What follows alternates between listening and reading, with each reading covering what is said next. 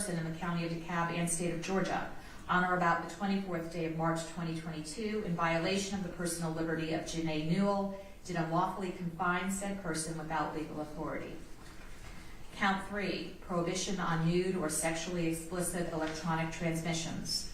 The grand jurors aforesaid, in the name of and on behalf of the citizens of the state of Georgia, charge and accuse Eligio Bishop with the offense of prohibition on nude or sexually explicit electronic transmissions in violation of OCGA 16-11-90B for the said accused person in the county of DeKalb and state of Georgia on or about the 27th day of March 2022 without the consent of Janae Newell, the depicted person, did unlawfully cause the electronic posting of a certain video with a length of 56 seconds with the knowledge that it depicted sexually explicit conduct of Janae Newell, an adult, for the purpose of harassment, and such video served no legitimate purpose to the person depicted.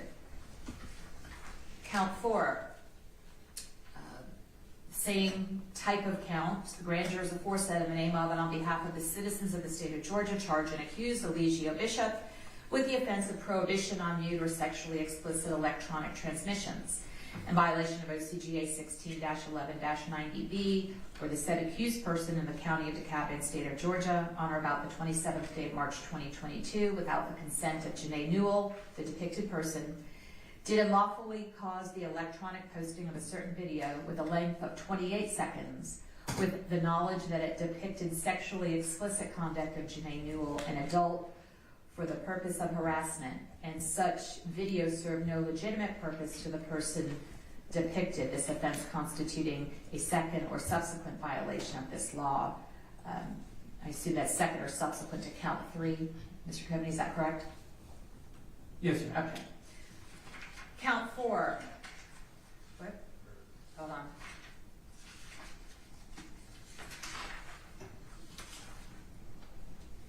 That was count 4, correct? It was. That was. Okay. Count 5. Let's try this again. Count 5. The grand jurors aforesaid, in the name of and on behalf of the citizens of the state of Georgia, charge and accuse Eligio Bishop with the offense of prohibition on nude or sexually explicit electronic transmissions in violation of OCGA 16-11-90B for the said accused person in the county of DeKalb and state of Georgia on or about the 27th day of March 2022 without the consent of Janae Newell, the depicted person, did unlawfully cause the electronic posting of a certain video with a length of 1 minute and 8 seconds with the knowledge that it depicted sexually explicit conduct of Janae Newell, an adult, for the purpose of harassment, and such video served no legitimate purpose to the person depicted, this offense constituting a second or subsequent violation of this law. Contrary to the laws of said state, the good order, peace, and dignity thereof, signed Cherry Boston, DeKalb County Superior Court District Attorney. And Mr. Coveney, again, in count 5, the offense constituting a second or subsequent, that is subsequent or second to counts 3 and 4? Yes, Your Honor. Okay. All right. Now,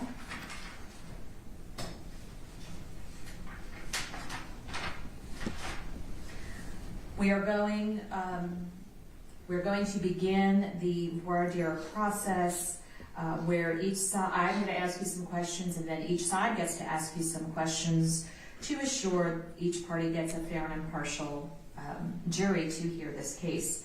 If answering a particular question in front of all of these people will cause you any embarrassment or discomfort, please let me know. And if appropriate, we will give you an opportunity to talk to us outside the presence of the rest of the jurors and in front of only those who are legally required to be present. For example, if you're asked if you have any medical or physical conditions that might affect your ability to serve and you don't want anybody to know what the condition is, let me know and we will make arrangements to question you individually to get that information. All right, I am now going to give you the pre-voir dire oath. I need for all of you to please stand and raise your right hands. Do each of you solemnly swear or affirm that you shall give true answers to all questions as may be asked by the court or its authority, including all questions asked by the parties or their attorneys concerning your qualifications as jurors in the case of the state of Georgia versus Eligio Bishop? So help you God. Please say yes if you so agree. Yes. All right, thank you. You can be seated. All right, I'm going to begin by asking you some preliminary questions. Again, please raise your cards if you have a response. If you're not sure if you have a response, go ahead and raise your card anyway, and we will follow up with you. After I have called out your number, you can put your card down. And then after I'm done, the lawyers will have their opportunity, and then we'll go individually and do the follow-up questioning. All right, first, are any of you related by blood or marriage, third cousins or closer, to the district attorney, Sherry Boston, or to any of the assistant district attorneys in this case? That would be Michael Coveney or Tari Thomas. I see no response. Are any of you related by blood or marriage, third cousins, or closer to the defendant, Mr. Eligio Bishop? If so, please raise your card. No response. Have you, for any reason, formed and expressed any opinion in regard to the guilt or innocence of the accused? If so, please raise your card. 32 and 40. Thank you. Do any of you have any prejudice or bias resting on your mind, either for or against the accused? If so, please raise your card. 32 and 40. Thank you. Is your mind perfectly impartial between the state and the accused? If it is not, please raise your card. 32, 40, and 22.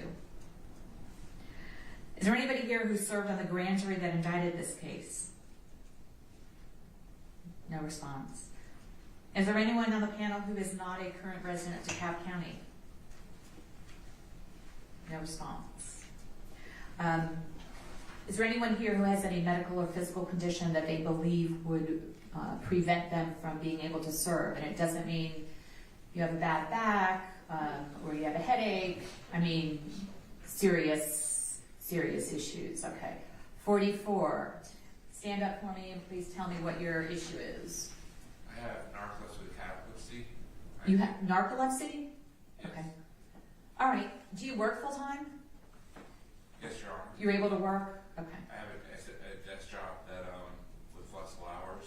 Okay. So I can sleep at the desk. Okay. Thank you. 45. Stand up. I have type 1 diabetes, and I'm on a new insulin system from just a few days ago, and it's not going very well.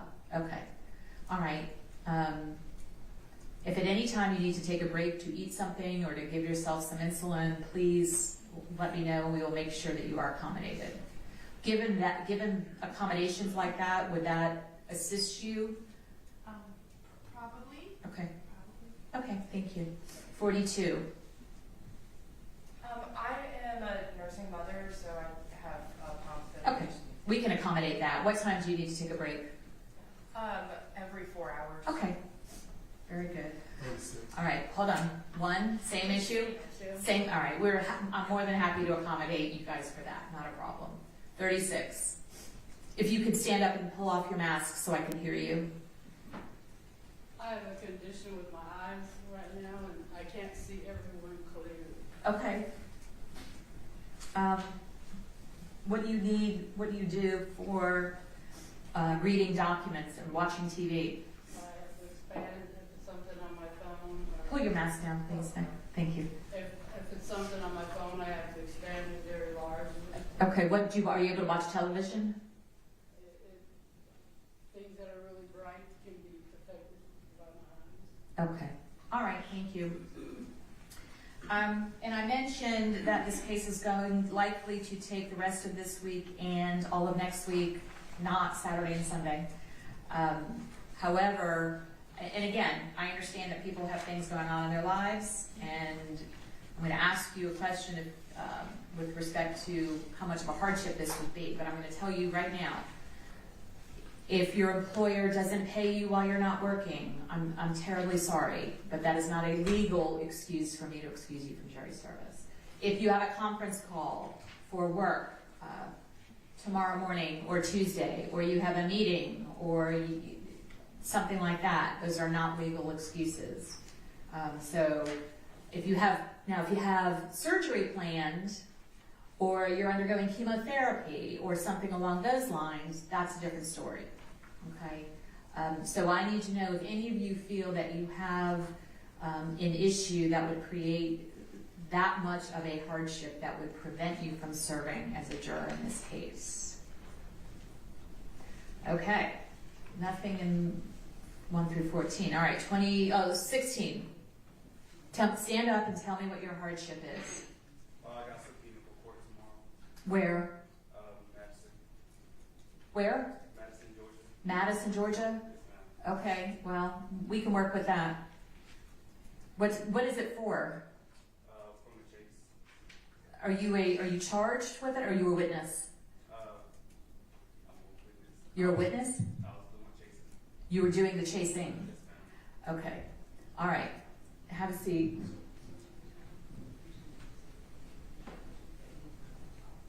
They need to do it. Okay, that's fine.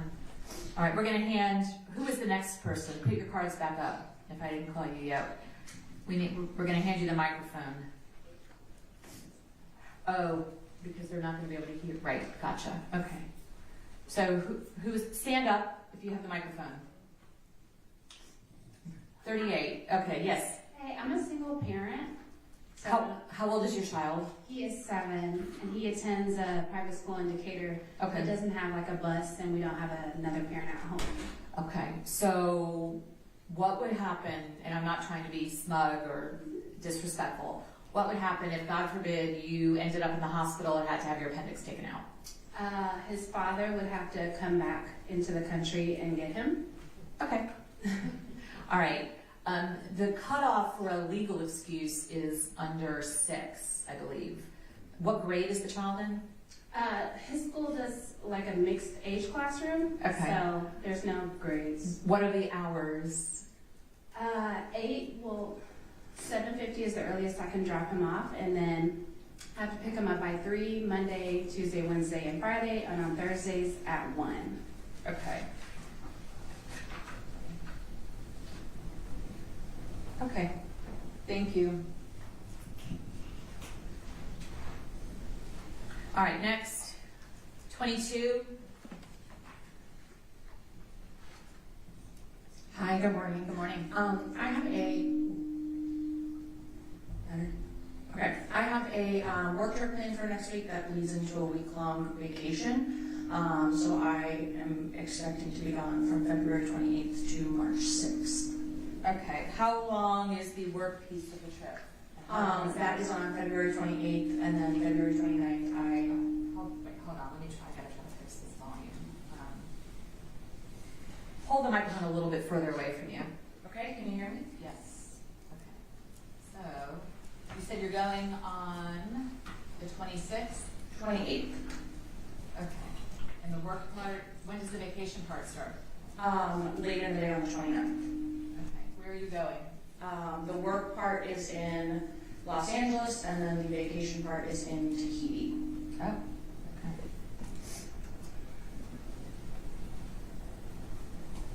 okay. Okay, thank you. Thank you. Next. Is 24, are you holding up your card?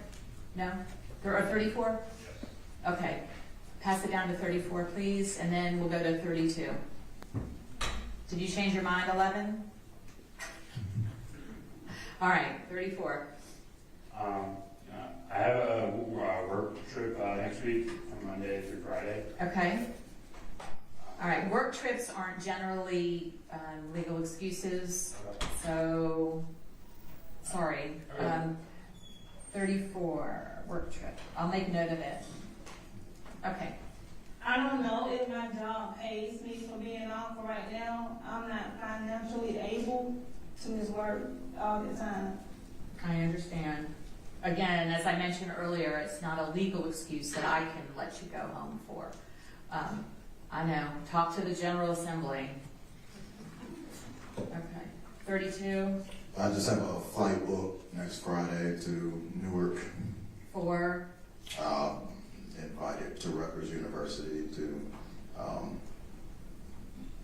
attend an event. Okay. So this is a personal trip, not a work trip? It's personal, correct. What time is the flight on Friday? I would have to look up the ticket. Okay. All right. Next Friday is what you said? Yes, ma'am. Okay, thank you.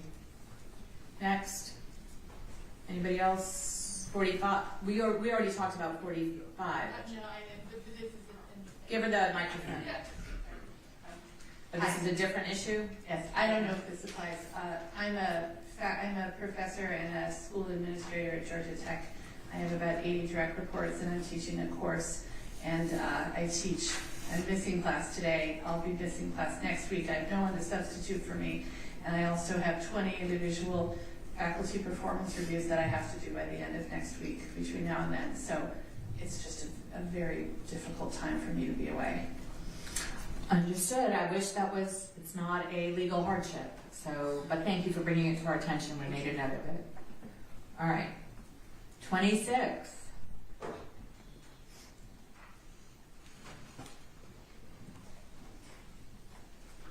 I have a flight out of the country on next Saturday. Okay. Next Saturday, which is the March 2nd. March 2nd. Okay. Like March 2nd. Okay. Thank you. Anybody else back here? 17?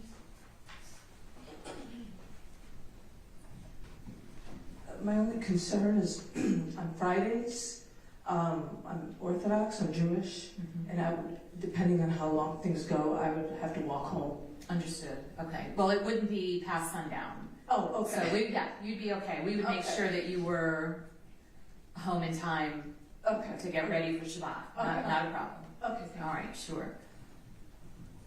Okay. Anybody? Number 11. Yes. Hold on.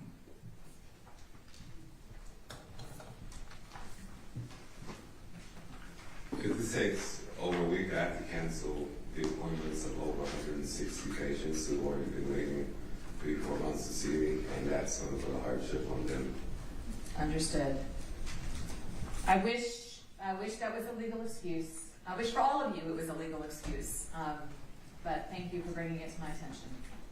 Okay.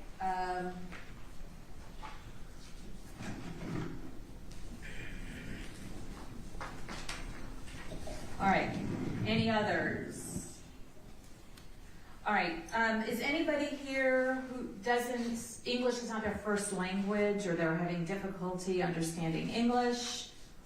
Of course, if you really don't understand English, you're not going to understand that question, but I've yet to figure out a way to ask that question in a better manner. All right. Anybody have any, we talked about medical, we talked about hardships. Okay. Anybody over the age of 70 and does not want to serve? No response. Anybody have any other type of impairment or disability that we haven't discussed? Okay. All right. Then those are all the legal questions that I have to ask. And I'm now going to turn it over to the attorneys for them to ask their questions.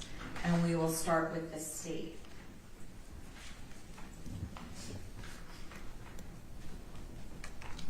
Good morning. My name is Michael Coveney. This is Tari Thomas. It's our pleasure to represent the state of Georgia and citizens of DeKalb County in this case. One additional qualifying question. I think I know the answer, but just to be safe, everyone is over the age of 18, correct? If you are not over the age of 18, please raise your hand.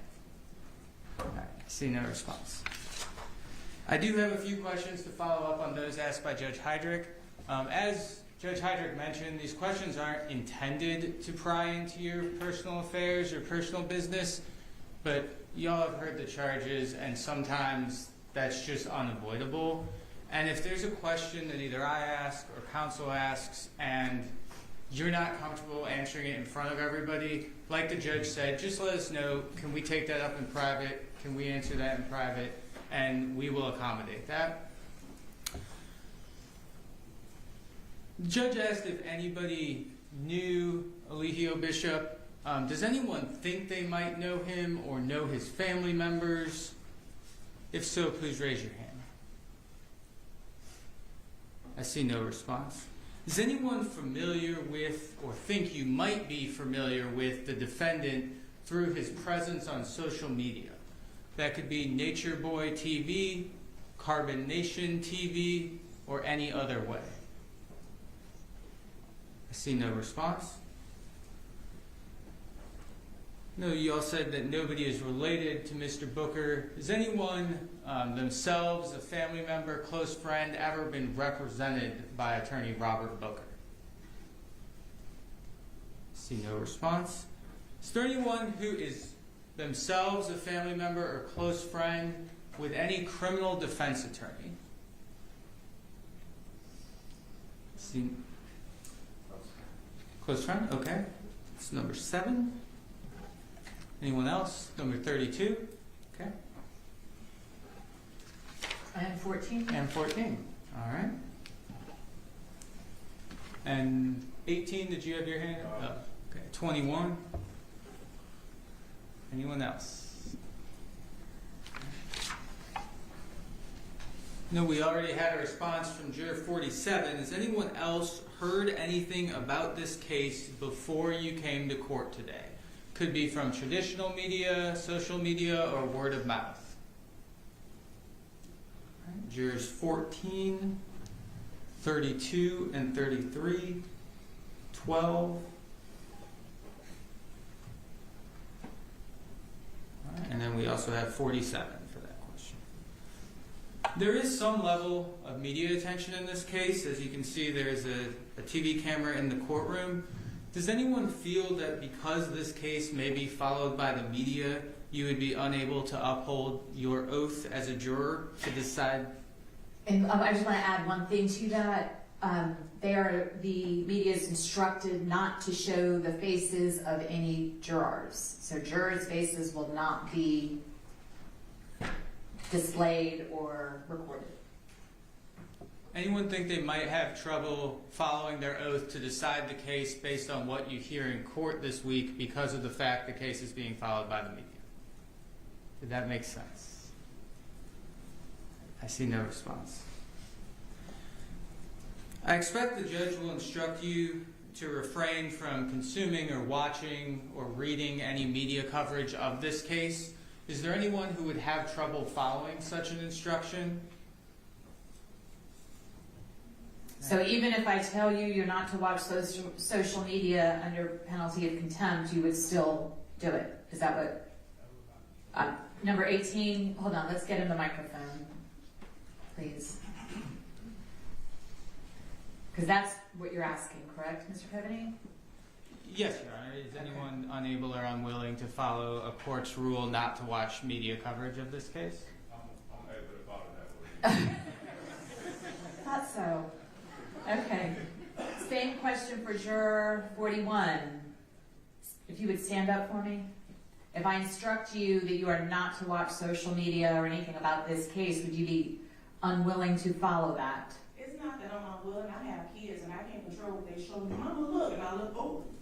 I've already looked at it at that point. Okay.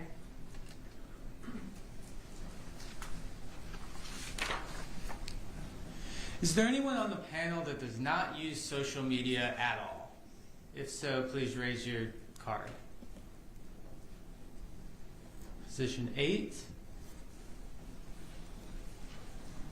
39, 24. Let me go back to juror 41. I have another question for her, please. 41. How old are your kids? 16, 21, 24. Okay. You could, if you told them that you are on a jury involving this particular case and they cannot show you anything on the media, you can't hear anything on the media about this case, do you think that would assist? That's a different story. Okay. So it's a fixable problem. Oh. Well, I think they would, okay. Anyway, go ahead. Thank you. Are you willing to do that, actually? Let me that last final question. Are you willing to tell them that? Yes. Okay, thank you. Go ahead. Thank you. Raise your card or hand if you have a YouTube channel. if you yourself have a YouTube channel. 2, Does the company one count? if you manage the day-to-day operations of a YouTube channel, even if it's for a company, I'd say yes. So, all right, 2. Sure. We need the microphone. No, I think the follow-up question was if you have a team that does. I think if you are exercising control over the account or the channel, even if it's through other people, that would still qualify. Oh, I'm trying to make sure, hello, sorry. I want to make sure I understand the question. Now, I do have YouTube on my phone. Is that what you're talking about? No, ma'am. If you have your own channel where you are, I guess, distributing videos for other people to watch. Okay. So, position 10, position 31, 40, 50, 26, and 35. Anyone I missed? Raise your hand if you subscribe to any YouTube accounts. Oh gosh, okay. Who does not subscribe to any YouTube account? Does not. 4, 12, 27, 28, 39, 41. No.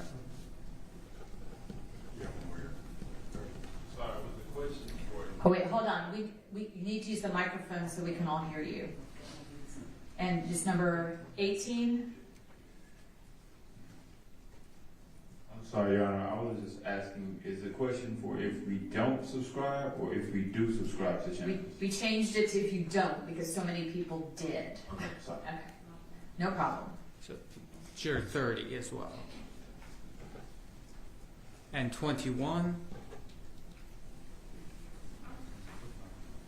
And 12. Hold on, we have a question from 47? 41, okay.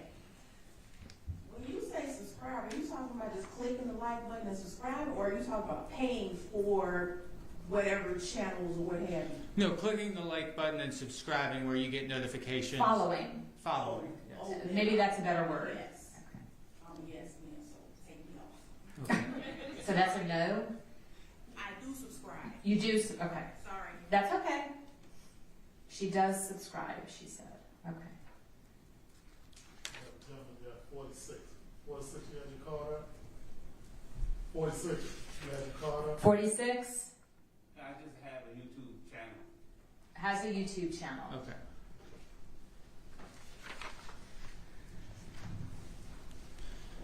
All right, last social media question. Raise your hand if you estimate that you spend more than 1 hour per day using social media. 1 through 4, 5, 7, 10, 9, 10, 14, 15, 16, 17, 18, 22, 23, 25, 29, 31, 33, 34, 35, 37, 41, 43, 45, 47, 49, and 50. And we have a question. What's your number, sir? Hold up your card. Juror 32 has a question. Do you consider YouTube social media? Yes. 32. All right. And 3. And hold on. 3 and 13. Who has a question? Juror 3. I have a question. Okay, hold on. We'll get 39. We'll get to you in a second.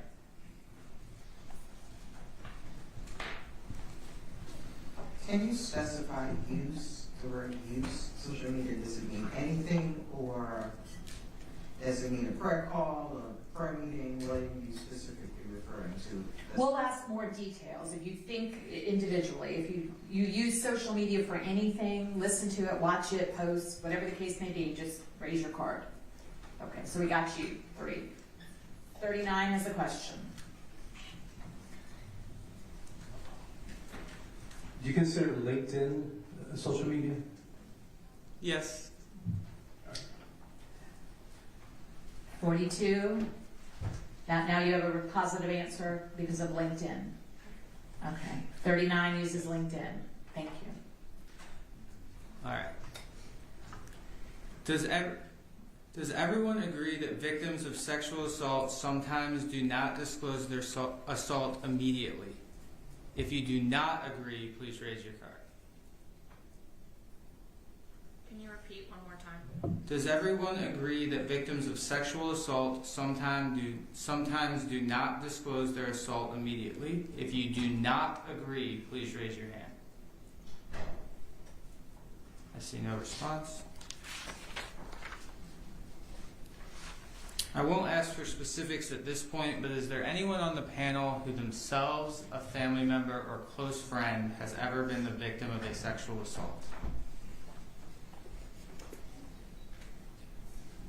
1, 2, 3, 4, 5, 6, 7, 9, 10, 13, 14, 17, 18, 20, 21, 25, 28, 31, 32, 33, 35, 36, 37, 38, 39, 40, 41, 42, 43, 44, 45, 46. Is there anyone who themselves, a close friend, or a family member has ever had an intimate video of themselves shared without their consent? 10 and 44 and 37.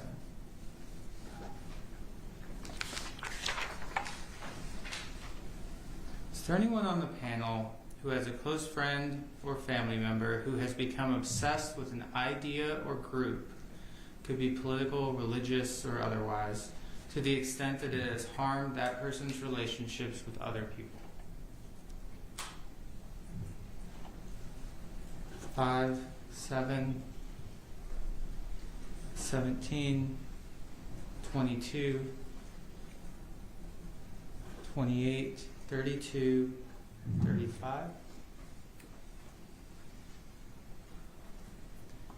Is there anyone on the panel who themselves, family member, or close friend has ever left home to live with somebody that they met online? Without, not like they met online, started dating in person and then, but like left home to live with someone having never met them in person before? See no response. Raise your hand if you attend an organized religious service on average at least once per week. Is that in person or virtual? Either way. Good question. Yeah, church, temple, mosque. 2, 3, 6, 12, 17, 19, 20, 24, 25, 26, 33, 34, 36, and 47.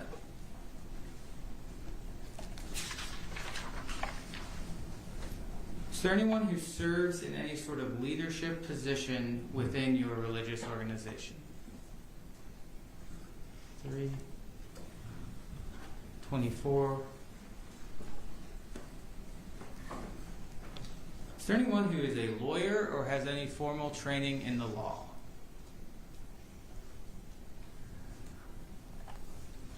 Okay, see no response. Has anyone taken any... What's formal training? Hold on, stand up. We need the microphone. And this is juror number 41. Does the course in college count? Yeah. Yes. Okay.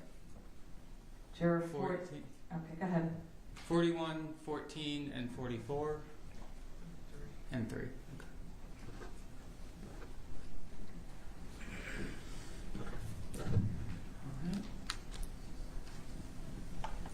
For this question about courses in psychology, I'm going to say beyond just the entry-level 101 class that you may have taken in college, has anyone studied psychology or have a degree in psychology?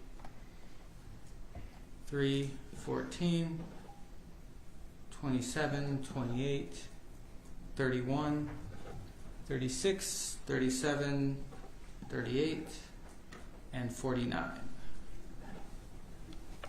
And you're 14 and 2 have questions. Hold on. We have 14 that has a question too.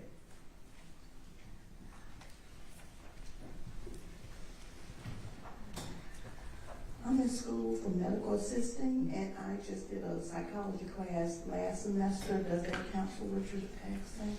We'll make a note of it. Sure, yeah. Thank you. 14.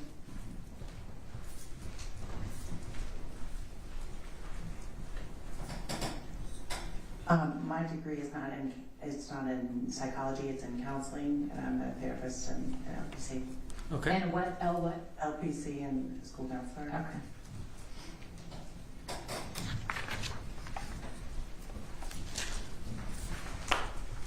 All right. It's a two-part question. So raise your hand if yourself, a family member, or close friend has ever been arrested. Those of you that have your hands up, you leave them up for now. You can put your card down if from what you know about the circumstances of that person's arrest, you believe that that person was treated fairly by police and prosecutors. So you can lower your card if you believe the person arrested was treated fairly.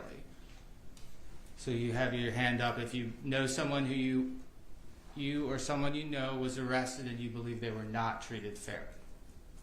Okay, so should I? All right, you changed it up. Okay. Ask the question again. Okay. Does anybody think if they knew someone was arrested that they were not treated fairly? Is that the question? Not treated fairly should still have their cards up. Okay. Okay.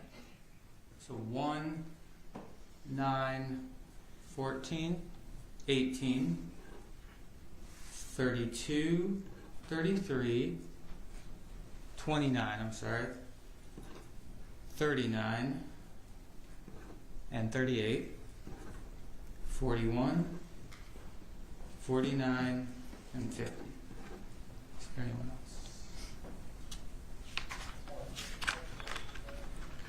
Does anyone on the panel believe that they hold certain beliefs, could be religious or philosophical, that they would not be able to listen to the evidence and then render a verdict of either guilty or not guilty based upon that evidence? In other words, does anyone believe they cannot judge another person's actions? I see no response. This is a criminal case, and as such, it is the state's burden to prove each element of every count beyond a reasonable doubt. Is there anyone who would hold the state to a higher burden, such as beyond all doubt or to a mathematical certainty? See no. Hold on, we can't hear you. You need to wait for the microphone. It's juror 33. If anybody has a question at any time, just raise your card to get our attention, and then we'll get you the microphone so the court reporter and everybody can hear. I am in close contact with someone that's on the same trial as the young man's here. We still talk all the time, so kind of iffy about the situation. All right. So I know somebody's on trial for the same thing. 33? Yes. Where is that person on trial? His court was here, but they moved him to, I think it's Abbeville, Georgia. I think that's where he is now. Okay. Okay.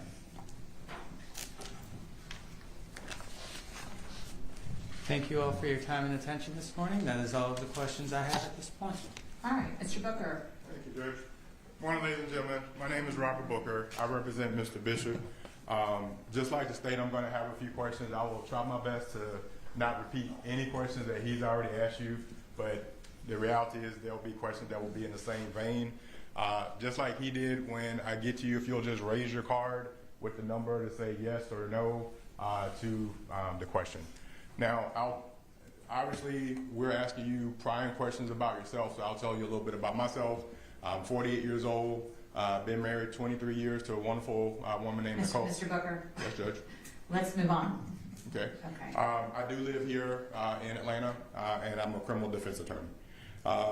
Ultimately, I'm going to ask you a couple questions, and again, if your answer is yes, or if you have a question about it, raise your card, okay? All right. First question.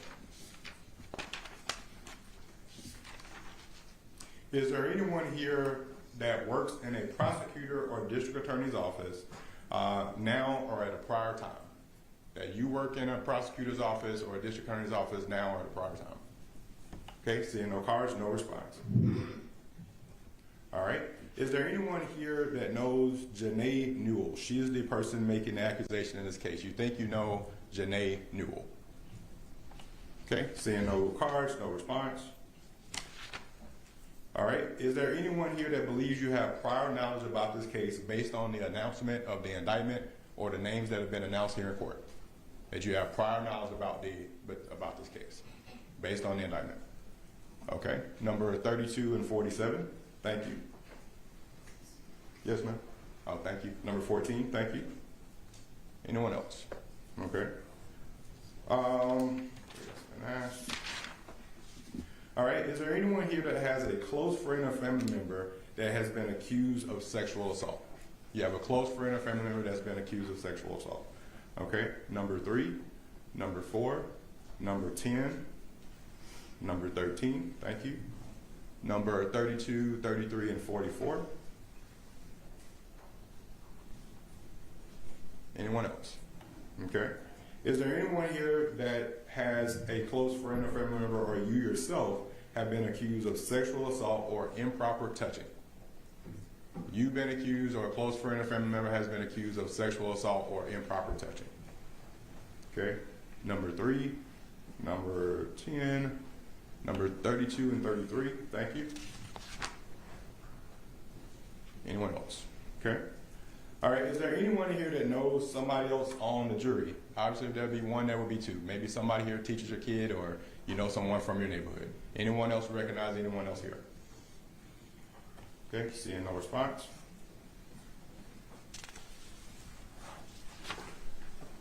All right. Is there anyone here you yourself have been accused of sexual assault or improper touching? Okay. Seeing no response. Is there anyone here that you witnessed a sexual assault or improper touching of another person? That you witnessed that? Maybe when you're in college or out and about. Number 11. Is there a card up, sir? Yes. Thank you, sir. Number 11 is up. Okay. Thank you. All right. Is there anyone here that you, a close friend or family member, is in an emotionally abusive relationship? You, a close friend or family member, is in an emotionally abusive relationship. Okay. I'll get to you in just a second. Oh. Hold on just a second. Number 5, number 6, number 33, 43, 17. Thank you. And number 2 is your card? Number 2. Okay. Number 40. Okay. And number 45. Did you have a question? Yes, sir.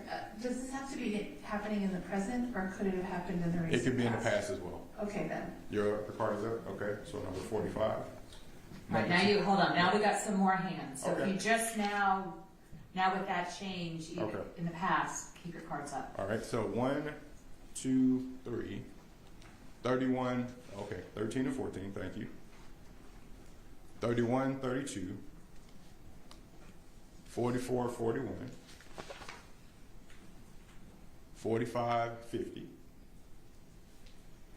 And on this side, 15, 27, 28. 35, 37, and 38. Thank you.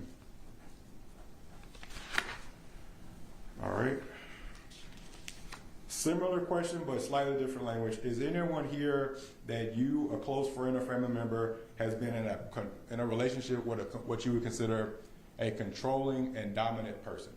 That you, a close friend or family member, was in a relationship with a controlling or a dominant person, and I'm sure 45 is thinking now or in the past, so I'll add that language as well. Okay? So that's 1, 2, 3, 5, and 7. 10, 13, and 14, 17, 21, 27, 28, 32, and 33, 35, 36, 37, 38, and 39, 40, 41, 43, and 44, 45, 49, and 50. Thank you. All right. You will be instructed by Your Honor that the defendant is entitled to be presumed innocent and has no burden to prove his innocence. Is there anyone here that would not follow that instruction of the court? That would not follow that instruction? Okay, no response. You'll be instructed by the judge that the burden of proof is on the state and the defendant has no obligation to testify and can exercise his constitutional rights and not take the stand. Is there anyone here that would disregard that instruction? Okay, no response.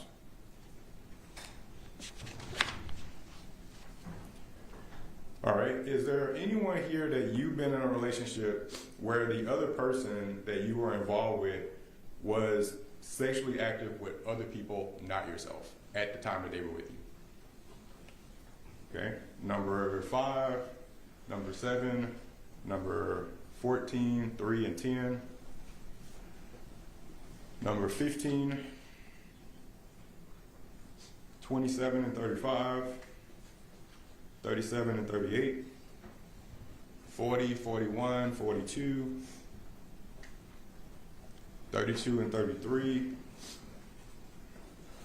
44, 47 and 49,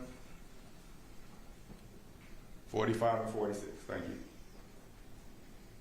All right, is there anyone here that you, a close friend or family member, volunteer for crime victims organizations such as rape crisis centers or Mothers Against Drunk Driving or anything like that?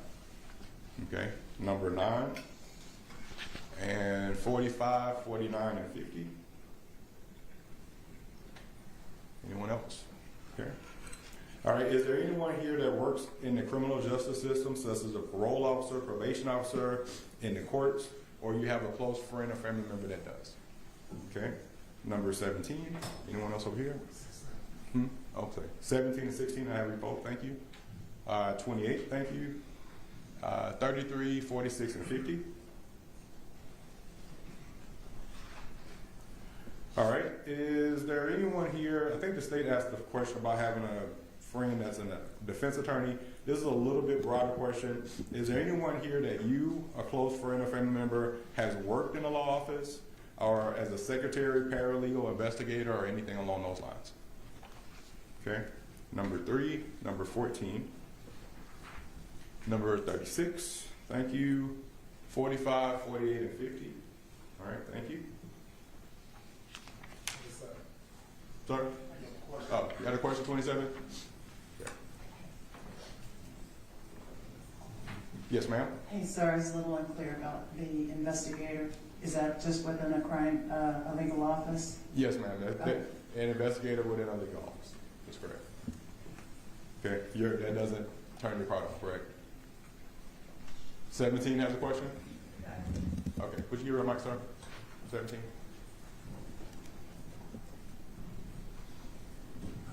In the previous question, you asked about volunteer with victims. Yes, ma'am.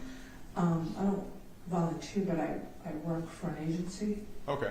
That works with victims. Okay. I didn't know if that was. That does. Okay. Thank you. And you're number 17, correct? All right. Oh, 27. Yes, ma'am. If I understood her question, I also work with victims. Okay. Well, let me change the question for 17 to 27.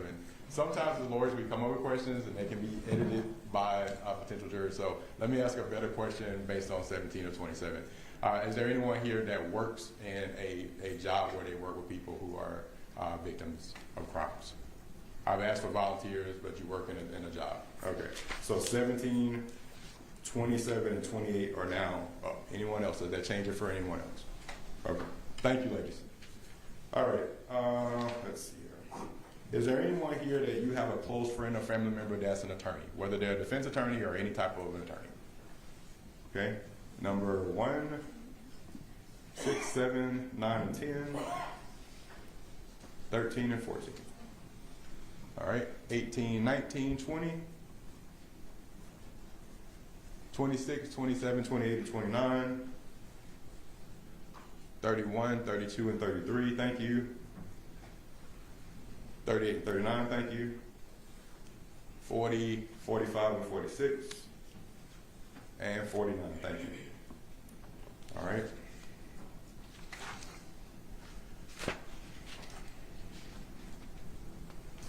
All right, is there anyone here that has made a statement to police regarding a criminal investigation pertaining to sexual assault or child molestation? And you gave a statement to police regarding a criminal investigation pertaining to sexual assault or child molestation. All right, number 37, thank you. Anyone else? 33, thank you.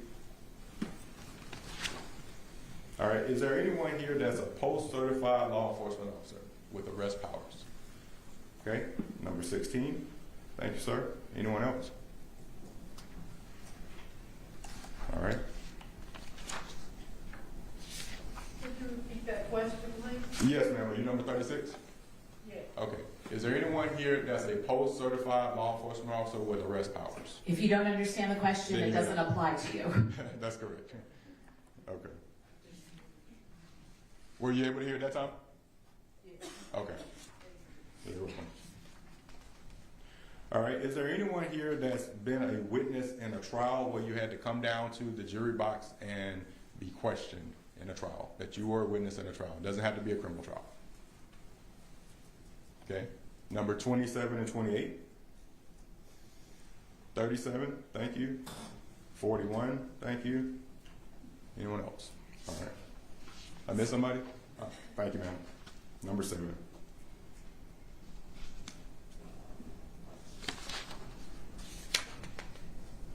All right, is there anyone here that's ever been in a position or you know somebody that was kidnapped or held against their will by another person?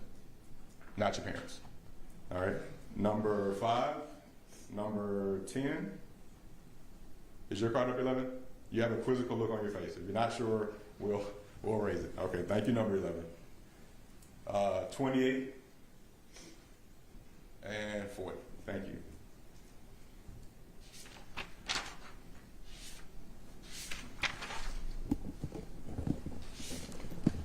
All right, is there anyone here that's ever participated in a police investigation regarding a sexual assault? You participated in a police investigation regarding a sexual assault. Okay, no response? 27. Oh, did I miss somebody? Okay, thank you, 27. 27.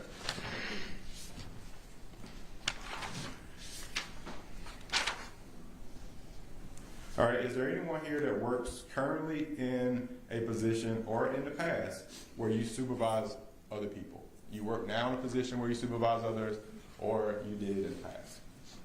All right, 1, 3, and 5, 9 through 14.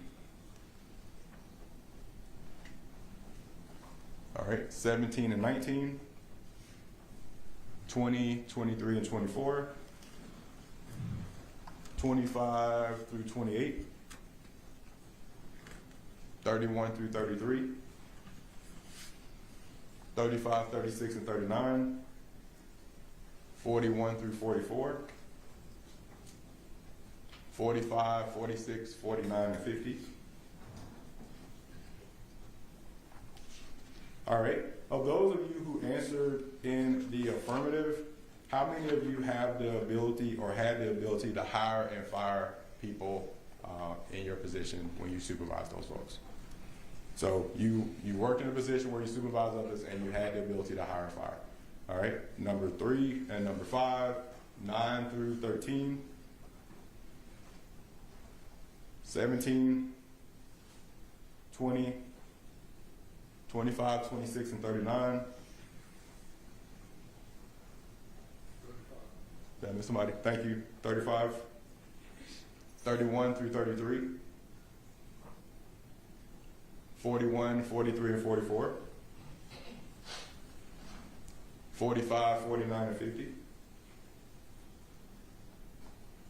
Anybody else?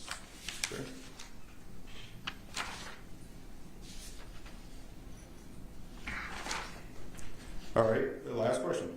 Is there anyone here, the state's asked you questions, and I've asked you questions, but maybe we missed something, that you feel like there's a reason why you would not be qualified to sit on the jury that we failed to ask? Something we just failed to ask, that because of that, we didn't ask, you didn't answer, but because of that, you feel like you may not be qualified to sit on the jury. Okay, number 31 and number 40. Okay, that's all my questions. Thank you, Judge. Thank you. All right, we are now going to begin the individual questioning, follow-up questioning essentially of each juror. Does anybody need to take a comfort break before we get started with this? Okay, let's take a 10-minute recess. Leave your, couple of instructions. Leave your cards on the benches. Do not Google anything, research anything about this case. Don't talk to anybody about this case. If anybody tries to talk to you about it, you let me know immediately. No researching anything. Don't, if you need to call the office and let them know you're still here, that's fine, but please do not discuss the case or anything about it or the parties or anything under subject to penalties for contempt of court. Okay, leave the cards on the benches, step out for about 10, 15 minutes, and then we'll resume.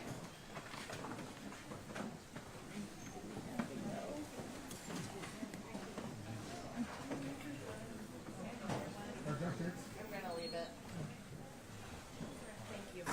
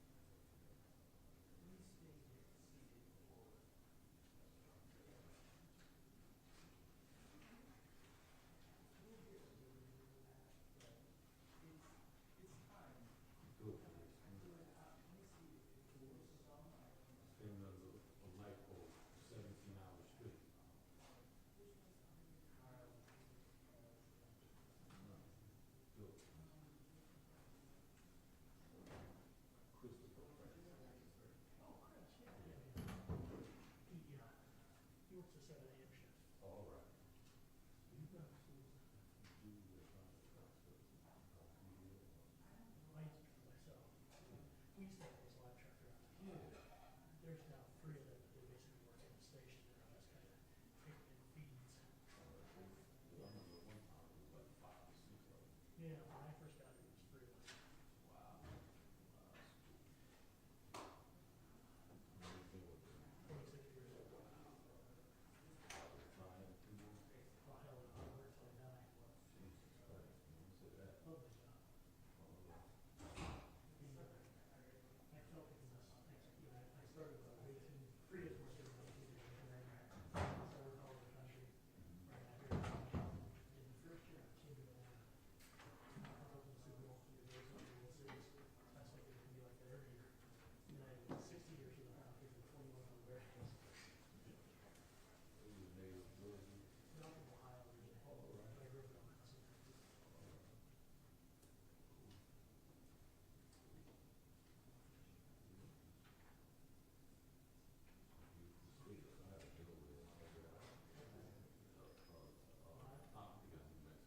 New Mexico, yeah.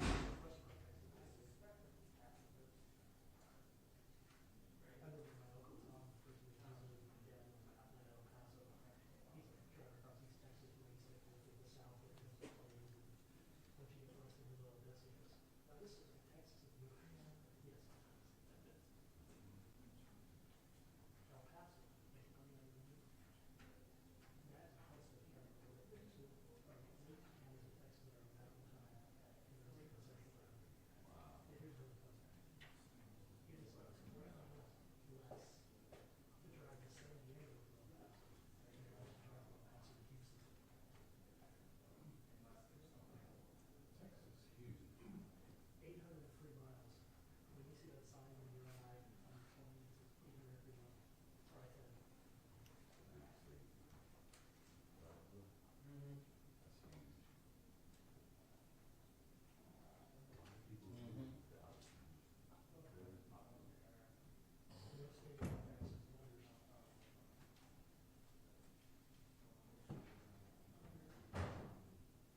So no matter what your base salary is, what we do like, you get like a scholarship for a month because there's no savings plans. Homes are relatively inexpensive. Property taxes are very sadistic. All the inputs in COVID, speed bumps, so that increase.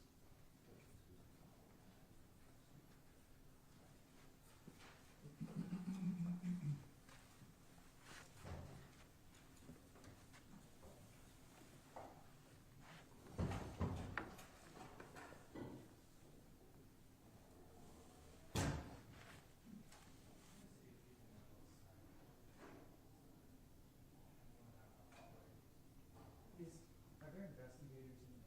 Oh,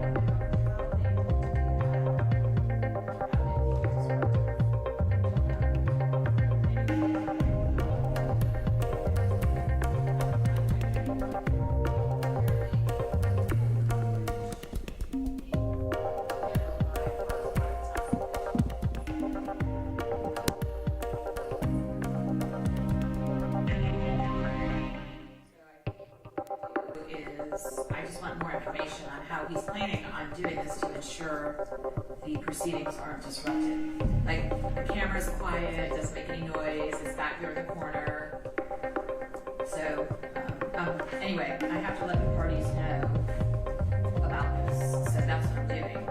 If there's any objection from either side, let me know. You need to use your mic, I can't hear you. Without more information, I would have. Yeah. Okay.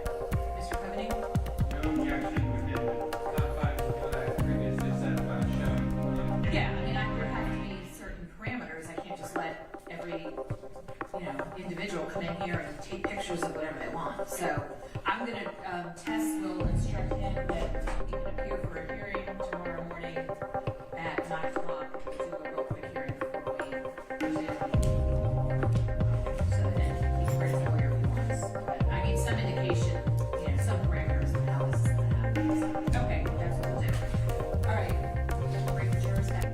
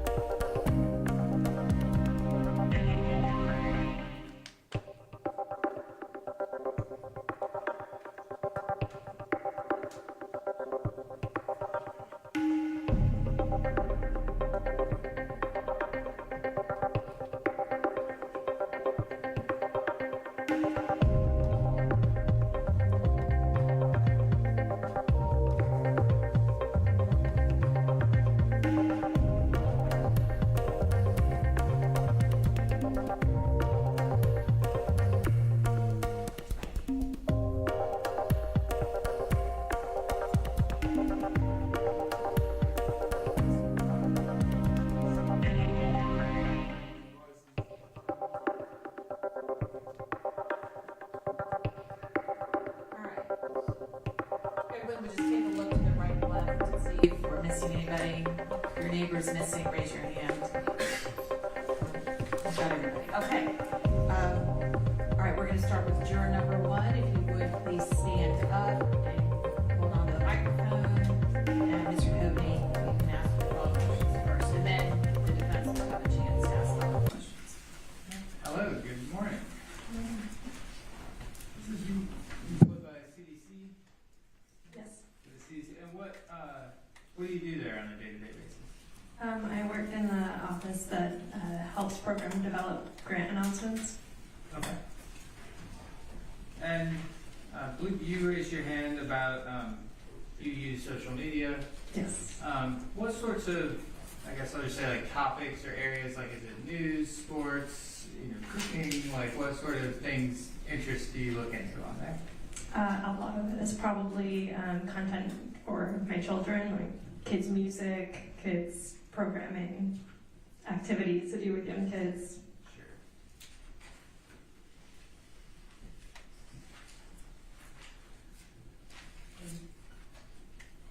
You also indicated that you knew somebody who had been arrested and not treated fairly. Yes. Was that you or somebody else? That's my brother. Okay. Here in DeKalb County or somewhere else? Somewhere else. Recently or a while ago? Within the last year or so. Oh, okay. Based on what you know about that experience, do you think that you would hold that against the state in this case? No. You also raised your hand that yourself or someone that you know have been a victim of sexual assault. Yes. Is that something that you're comfortable answering questions about now, or would you rather take that up in private? No, it's fine. Was that you or somebody that you know? Someone that I know. And did they make an immediate disclosure of the abuse, or was it somewhat delayed? It was later. Later. Do you think that what you know about that information would affect your ability to be fair in this case? No. That's all the questions I have. Mr. Booker? You're gonna have to use your mic, Mr. Booker. Oh, hold on, ma'am. I was just making sure she wasn't putting the microwave in. No, she's getting the mic out. Okay. Good morning, how are you doing? Good, how are you? All right, just a couple of questions for you. You answered in the affirmative that you had been in an abusive relationship, or you knew someone that had been? I knew someone who had You knew someone that had been? Okay. Being that you knew someone that had been in an abusive relationship, do you think that would impact your ability to be fair and impartial in this case? No. Okay. And you also mentioned that you knew someone that was a victim of a sexual assault. I think I understood that? Yes. Okay. Do you think that would impact your ability to be fair and impartial in this case?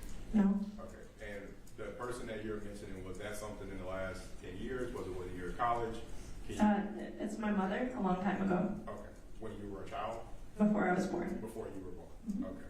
All right. Okay. Thank you, ma'am. All right, juror number 2. And you're gonna have to move your microphone, Mr. Booker, a little bit closer to you. Thank you. You're welcome. Hello, how are you this morning? I'm okay. And yourself? Well, thanks. So are you retired? Is that correct? No, I'm not retired. Okay, are you working?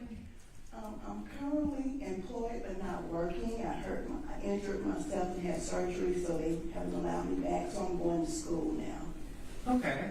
And what are you going to school for? Medical assistant. All right. And before you got hurt, what sort of work did you do? I work for Glock, export shipping. In what capacity did you work there? I work in the warehouse. I get export shipping. Okay.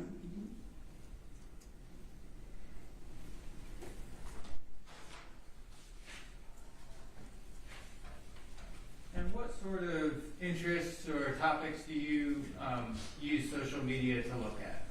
I like looking at a lot of inspirational, motivational things, but if something else catches my eye, I may look at that.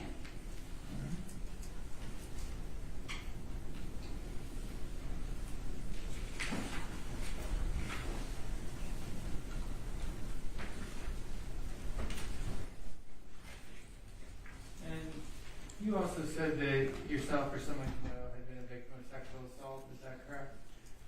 Not sexual, abusive relationship. In an abusive relationship? Was that you or someone you know? Myself. Recently or a while ago? It's been some years ago. Is that, were the police or the justice system ever involved in that? Yes. Do you feel like you as a victim or as an accuser in that situation, do you feel like you were treated fairly? Yeah, I guess so. But as a victim, we're kind of scared sometimes to speak up or, even go through it. Yeah. Yeah.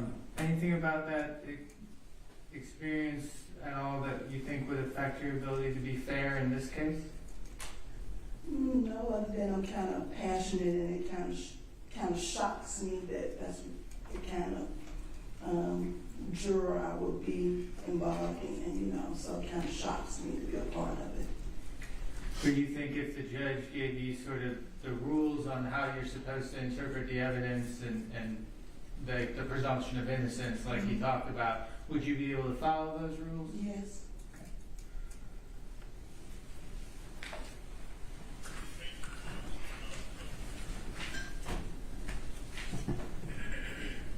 That's all the questions I have. Thank you. Morning, ma'am. How are you? Thank you, Ms.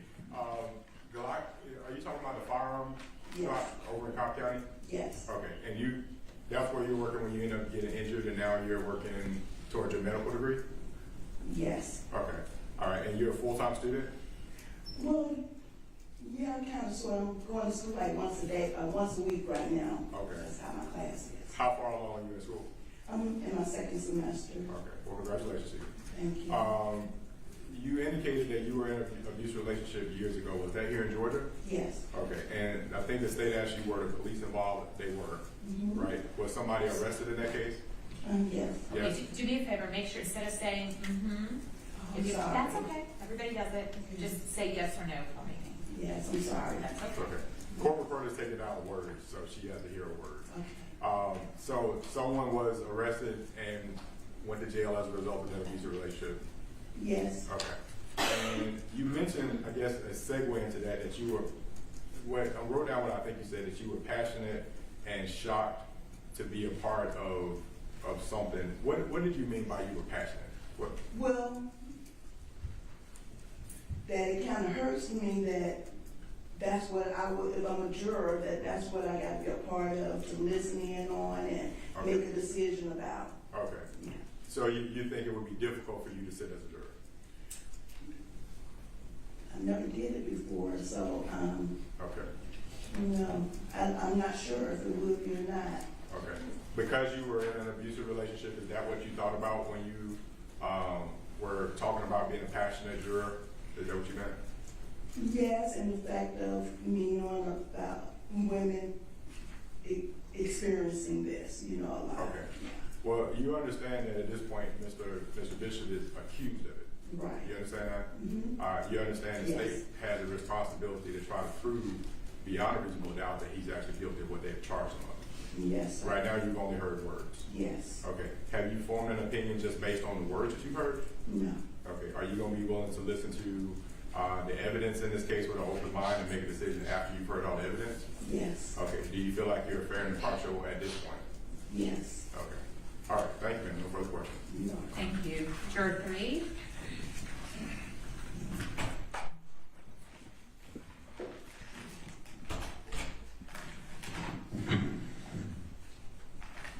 Hello, good morning. Hi, good morning. You work in education, is that correct? Yes, I do. And how long have you been in a supervisory capacity for the school district? Over 10 years. Okay. Are you at a particular school or at headquarters? Headquarters.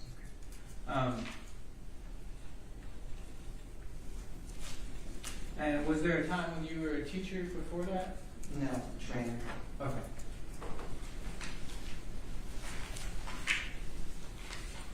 And you indicated that you had worked or had some training in the law before? No, the question was, am I associated or affiliated with anyone working in the legal field? Yes. Okay, and who would that be? My sister. Is she a lawyer? No, she's the legal secretary of 27 years. Okay. Does she work on criminal cases at all, or is it civil cases? It's more so civil cases, insurance based. Sure.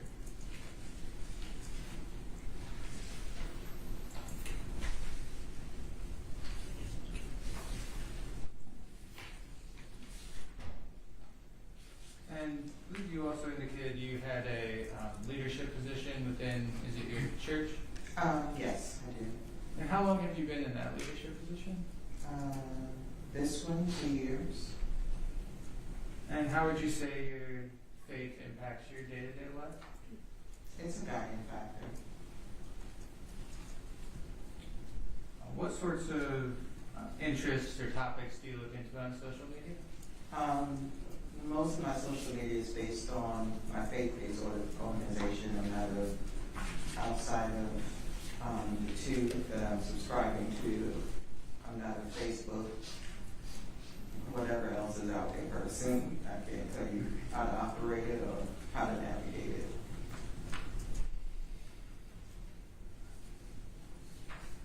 You indicated that yourself or someone you know has been a victim of sexual assault. Absolutely.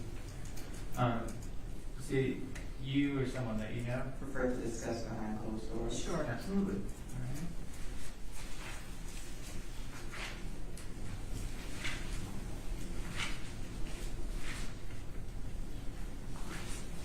And that is all the questions I have. Thank you. All right, we'll reserve. Thank you. Juror number 4. Sorry? Hold on. Ladies and gentlemen, just a quick reminder. The cell phone, you can't use your cell phone while you're in the courtroom. We've seen several people who still trying to use their cell phone. You can't use your cell phone quarters in session. If you do it, we'll take it from you and keep it till the end of the process, okay? So please, go ahead. No, we're gonna go to juror number, we're gonna wait because you're gonna talk to us privately. All right, juror number 4, please stand. Hello. It's like you work for yourself? Yeah, well, it's not kind of company, but yeah. Okay, and so what sort of work do you do? We do construction, remodeling. And how long have you been in that industry? It's been 8 years. Is that residential, commercial? Residential. Residential. And what sort of social media, like what do you use social media to do? Just to get content, like related to sports, art. You get news from there? Sometimes.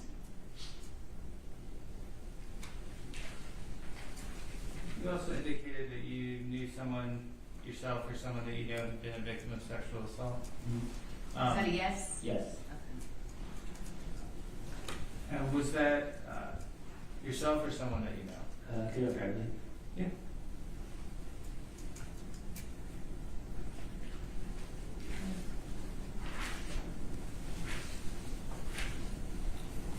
I think we'll reserve the balance to take up. Okay. All right. So go ahead and pass it to juror number 5. We're gonna follow up with you later. Good morning, sir. Indicated that you work in consulting, is that correct? Yes. What sort of consulting do you do? Marketing technology. And how long have you been in the marketing field? About 5 years.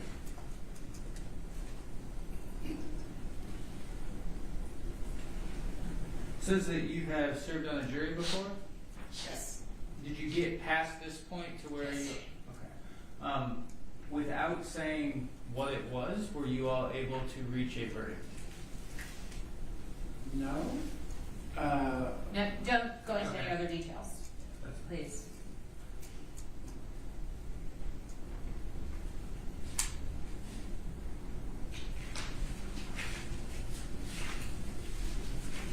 And what do you use social media? What sort of topics do you look into on there? Mostly politics, news, cooking, and horror movies. Excuse me. Hold the mic there. Try it again. Answer again. Politics, news, cooking, and horror movies.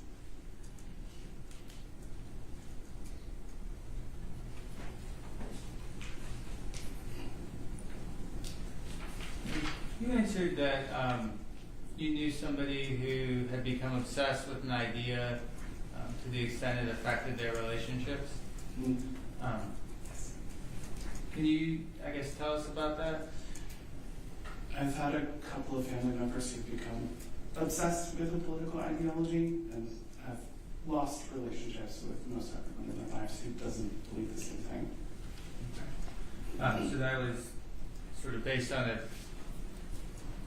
political radicalization, for lack of a better term? Is that how you describe it? Sure, yeah.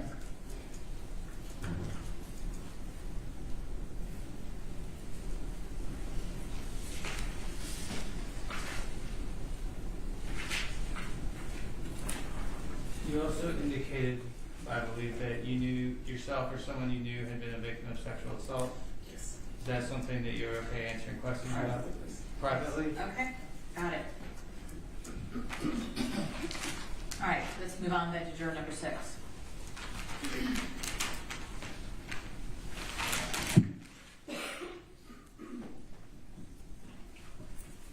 Morning. Morning. You work for Children's Healthcare of Atlanta? I do. And how long have you been with CHOA? Almost 9 years. And what department do you work in, if you don't mind me asking? The laboratory.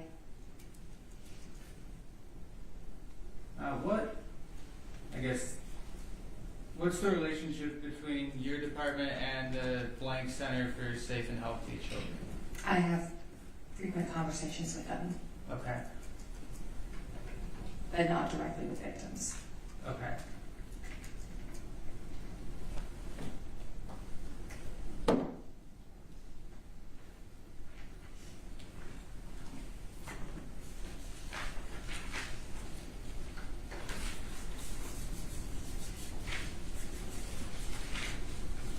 Have you ever been a witness on a case on account of your work? Like, have you ever been called to testify in a case because of your work? I have never been called to testify.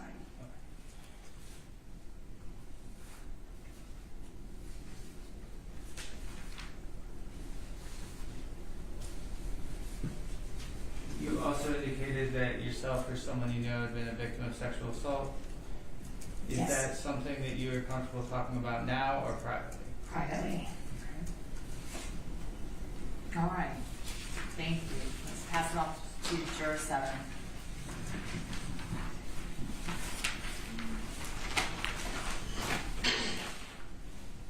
Hello. Says you work for WIT contract, is that correct? Commercial office furniture. Okay. Odd. And so, wait, did you say the name of the company is Commercial Office Furniture, or that, I'm sorry, that's It's what? an acronym for, but bottom line is commercial office furniture. Gotcha. And how long have you been in that industry? 35 years. Okay. Have you served on a jury before? Did. And was it a criminal case or civil case? Civil case. And did you get past this point? Yes. Without saying what it was, were you all able to reach a verdict? We were.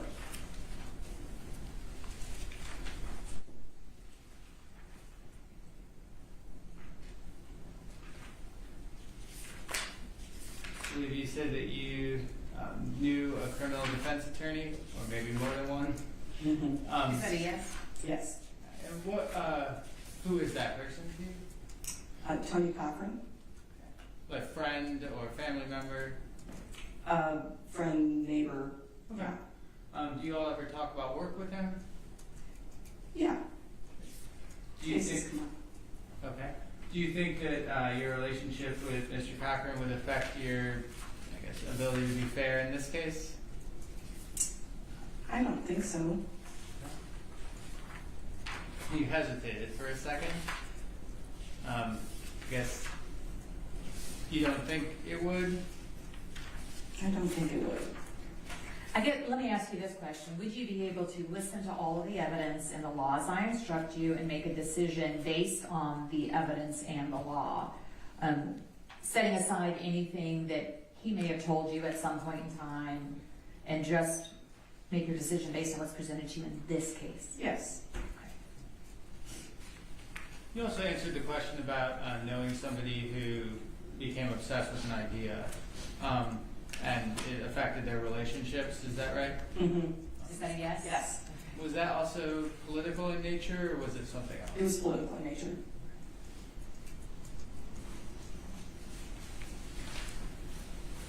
And you indicated yourself or someone you know had been a victim of sexual assault.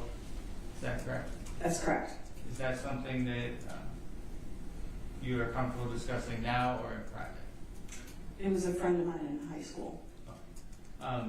Did that person disclose the assault immediately, or was it delayed? It was delayed. Do you think anything about that circumstance would affect your ability to be fair to both sides in this case? I don't think it would affect it. That's all the questions I have. Thank you. All right, well, hold on, Mr. Booker. Good morning, have a good day. Just really quickly. You said you worked in the field that you're in now for 35 years? Mm-hmm. Is that pretty much? Hold on, make sure you say yes or no. Yes. All right, gotta say yes or no. In that position that you've been in, has that been primarily your adult working career? Is that Yes. Okay, has that been here in DeKalb County? Where I've worked? Yeah. I have not worked in DeKalb County. You're retired now? Well, no, I have a job, but it's not in DeKalb County. Okay, it's in another county. It's in, City of Atlanta. Okay, all right. You know someone that was in a controlling and domineering relationship? I do. Okay, could you tell us, is that a family member or a friend? It was a friend who was in a bad marriage, basically. Okay, was the husband arrested as a result of that, or do you know anything about? No, he was never arrested. Okay, and you also indicated that you testified in court at some point, I think? I was very young and witnessed a car accident Okay, and you just came to testify as a witness. Okay. All right, is there any reason that you can think of that would make you not be fair and impartial juror on this case? No. Okay, thank you, ma'am. All right. Juror number 8.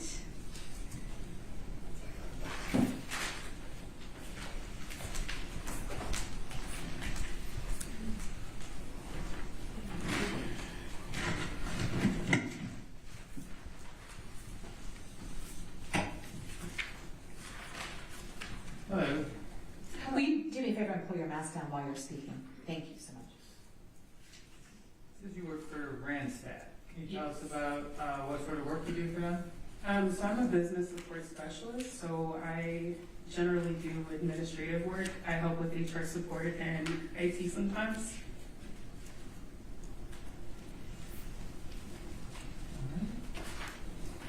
And you don't use social media? No, like I was addicted to it, so I really just quit it altogether. Okay. And how long ago did you make that change? It's probably been like a year. All right. I stopped. I don't think you answered too many other questions. Is there anything that either me or Mr. Booker didn't ask that you think is important for us to know in deciding whether you'd be a good juror for this case? I don't think so. There's nothing wrong with not having responses, by the way. It's okay. Yeah, that's all the questions I have. Thank you, ma'am. Mr. Booker? Yes, ma'am. Hi, ma'am. How are you doing? Good. How are you? All right, just a couple quick questions. So you're saying you're a business agent now. Has that been primarily your work experience as you've been an adult, or have you had another job before that? Before that, I worked in customer service. I worked at a gas station, like as an assistant manager. I worked by myself, so I didn't actually manage anyone. Okay. All right. And have you gone to college here in Atlanta? Do you have college experience as well? I went to Georgia State. Georgia State. What was your major? Biology and anthropology was my minor. Okay. Biology and anthropology. Yeah. Okay. Interesting. All right. Do you think you can be a fair and impartial juror for both sides? Yes. You do? Yeah. Okay. Thank you, ma'am. Thank you. Juror 9. Good morning. Hello. Have you served on a jury before? Many years ago, an insurance case. Okay. And did you get past this point? Yes, we did. And without saying what it was, were you all able to reach a verdict in the court?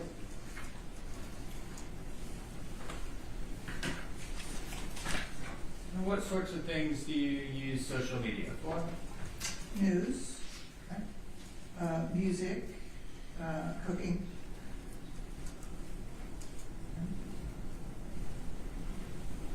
If you said that you knew somebody who was arrested and was not treated fairly by the police? Yes, a brother in the early 2000s whose wife unfairly accused him of domestic violence. Was that here in DeKalb County or No, somewhere else? California. In California.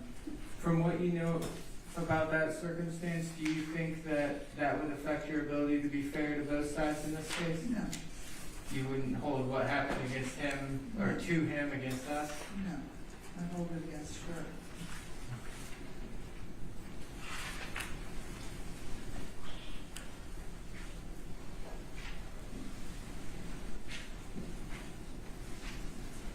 You said, believe that you knew somebody, or yourself or someone you know had been the victim of sexual assault? My sister was raped on a date in college, and I was sexually abused as an 8-year-old, and don't want to discuss the details of that. Okay. Do you think that you would be able to be fair to both sides in this case? Yes. That's all the questions I have. Thank you, ma'am. Mr. Booker? Just really quickly. Good morning, ma'am. Or good day. I guess we're Hi. at good day point now. You work in a position where you work with victims of crimes, or you volunteer? No, my daughter is a nurse practitioner in reproductive health, and so she has been an escort to rape victims in the hospital. Okay. Or at the works in that position, she's worked with rape victims, do you think she'd still be able to be fair and impartial in this case? Yes. Okay.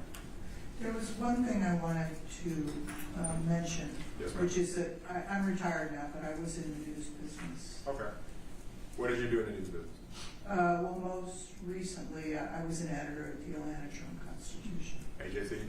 Okay. And you were an editor there? Mm-hmm. Okay. Is that a yes? Yes. Okay, that's okay. Sorry, Jack. That's okay.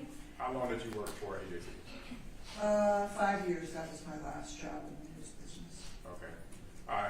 Has most of your business been in the paper editorial business, or has it been in news production, video production, or what capacity?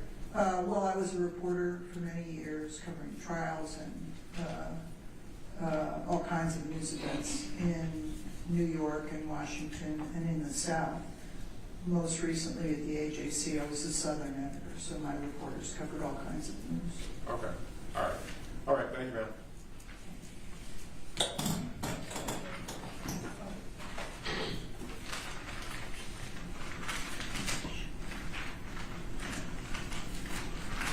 Good afternoon. Afternoon. This indicates that you work in technology. Correct. What do you do in technology? Our company sells a variety of software to the convenience store and energy ecosystem, and we also have two consumer applications that we build and support. Okay. And are you in like support, development, sales, like what's I'm the chief operating officer of the company, so many of those functions report to me, including marketing and social media. Okay.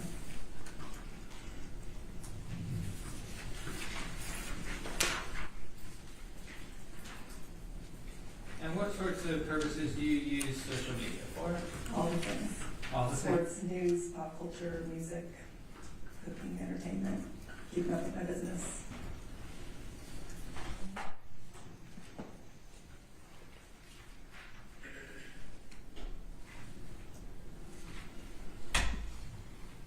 You indicated that yourself or someone you know has been the victim of sexual assault.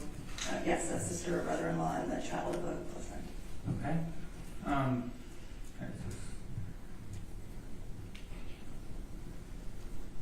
Were those three separate situations? Correct. And do you think that you could be fair and impartial to both sides in this case? Yes. Now, you also answered that you knew somebody who had had an intimate video of themselves shared. Yes. Is that one of those three situations? Or? No, actually, but I guess there should be a fourth. Okay. Yeah. Okay. Trying to look at them. And were any of those four instances reported to law enforcement at all? One of them was the child.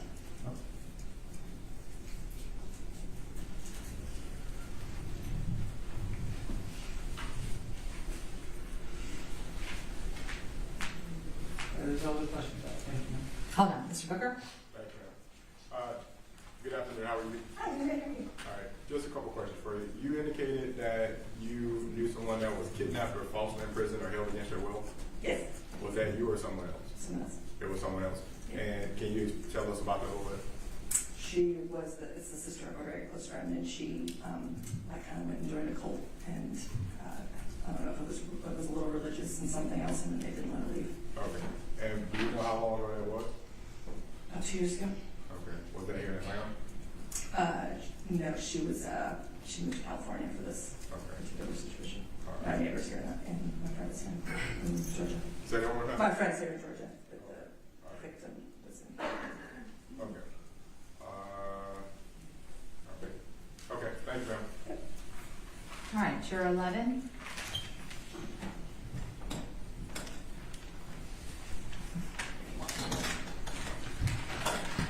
Go ahead, Mr. Covington. Good afternoon, sir.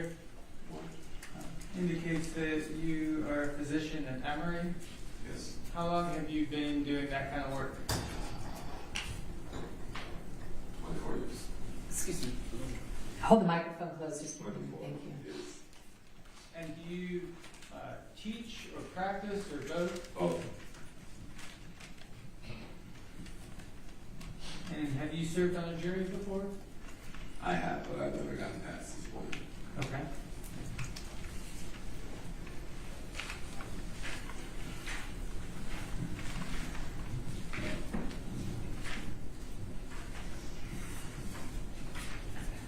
And your conflict, I think you mentioned, was you had lots of patients with appointments next week? This weekend, next week. This weekend, next And week? today.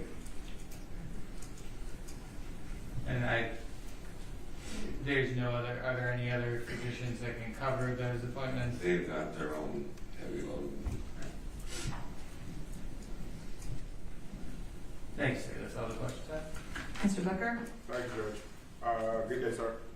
A couple questions for you. So you indicated obviously you have a concern regarding being able to meet your patient demand. In your position, would it weigh so heavily on your mind in this case if you were to be picked as a juror that you feel like you would not be able to pay full attention because of what because your patients have to be readdressed? I can pay attention just fine. It's just that it puts all those people out of their way because they wait so long to be seen. I work at a clinic, so it takes a long time to get in anyway. Okay. So you'd have to reschedule days of patients ultimately that from today all the way through if you were to serve as a juror? Ultimately, yes. Okay. All right. And has your entire adult career been as a physician? Have you worked in any other fields? I work lots of things. Sorry? I work lots of things before I was medical school. Such as?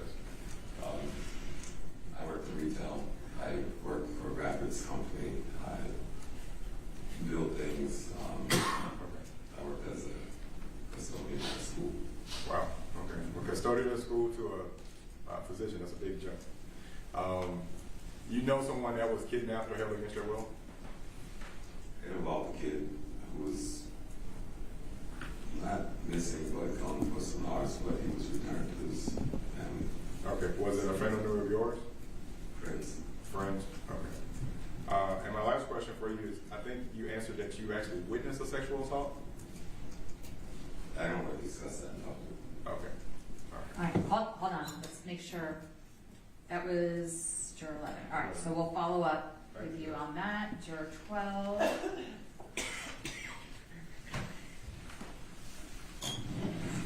Good afternoon, sir. Good afternoon. This indicates you work for yourself, is that correct? Yes, I do. And what sort of work do you do? I do dry cleaning. Okay. How long have you been in the dry cleaning industry? 15 years. Okay. Is that here in DeKalb County? Yes. Please don't say what you heard, but I believe you indicated that you had heard about this case before coming to court. Is that correct? I don't know whether it's the same, but I saw on the news last night. Okay. Anything that you saw, would you be able to put that aside and decide the case just based on what you hear this week in court? Yeah, I limit myself to what I hear. Okay. Yeah. I mean, when I saw it, when I saw on the news that there's a jury selection today in DeKalb. That got your attention. One and two together. Yeah. So I thought, oh, that's. But we're going to tell you to disregard anything that you may have seen or heard before coming in here today. Yeah. Can you do that? And if you're selected, base your decision only on the evidence and the testimony and the law that is presented to you in this courtroom. Yeah. I think you answered that you supervise others in your work. Yes. How many employees do you have at the moment? For my store, I have 3, but I do the plant. The plant has 20. Okay. Yeah. All right. That is all the questions I have for you, sir. Thank you. All right. Just really quickly, how long have you owned a dry cleaning business? 15 years now. Okay. All right. And the people that are at your business, you hire those people yourself? Yes, they're hired by me or by the principals. Okay, so you have other business partners? Yes. Okay. And do you have the ability to hire and fire people as well? I do. Okay. Prior to owning this business, what did you do for a living? I was an engineer with the Colgate Palmolive. Okay. Yeah. Thanks, sir. Thank you. 13. Good afternoon. You work in finance? I do. And how long have you been in that field? 15 years. Same company, or have you sort of moved around? Two of them.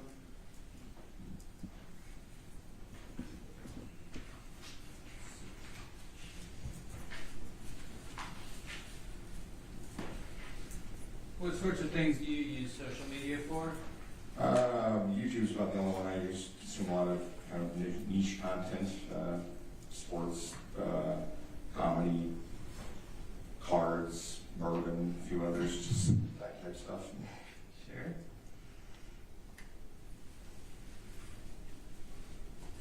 Indicates that you, yourself or someone you know has been a victim of sexual assault. Is that something that you're comfortable talking about now or in private? Yeah, somebody close to me in there, I think they were in the 6 to 8 year old range, had an incident with a friend's father. She remembers very little, and I know even less. Okay. Do you know if she ever disclosed that to somebody else right away, or did it take a while? Well, a while, I mean, very few. Anything about what you do know about that would affect your ability to be fair? No. I believe that's all the questions I have. Thanks. Thank you. Good day, sir. Really quick, just one question. Do you know someone that was in an abusive relationship? Yes, my wife, in a relationship one or two prior to us getting together. She was in a physically and emotionally abusive relationship in that one. Okay. All right. Anything about that you think would impact your ability to be fair and impartial in this case? Okay. Thanks, sir.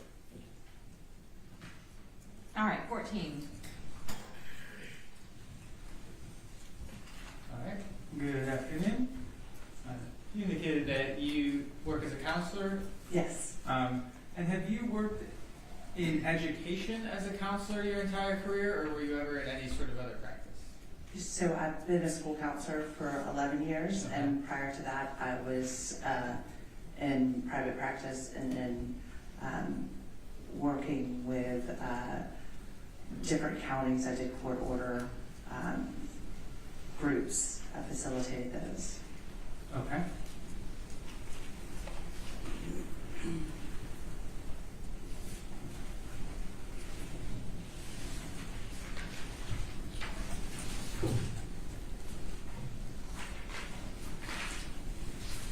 And what do you enjoy looking into on social media? I guess everything, cooking, my stuff for my children, anything related to counseling, psychology, and just news and so forth. I believe this says that you had some sort of training in the legal field. My undergrad was in sociology with a concentration in criminology. Okay.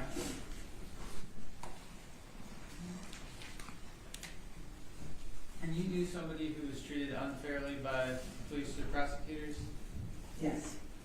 What was that, or what is that person's relationship to you? It was a client. A client? Okay. And was that recently or a long time ago? It was 12 plus years ago. Do you know if it was here in DeKalb County or somewhere else? It's not. Do you think that what you know about that situation, would it affect your ability to be fair to both sides in this case? It will not affect me.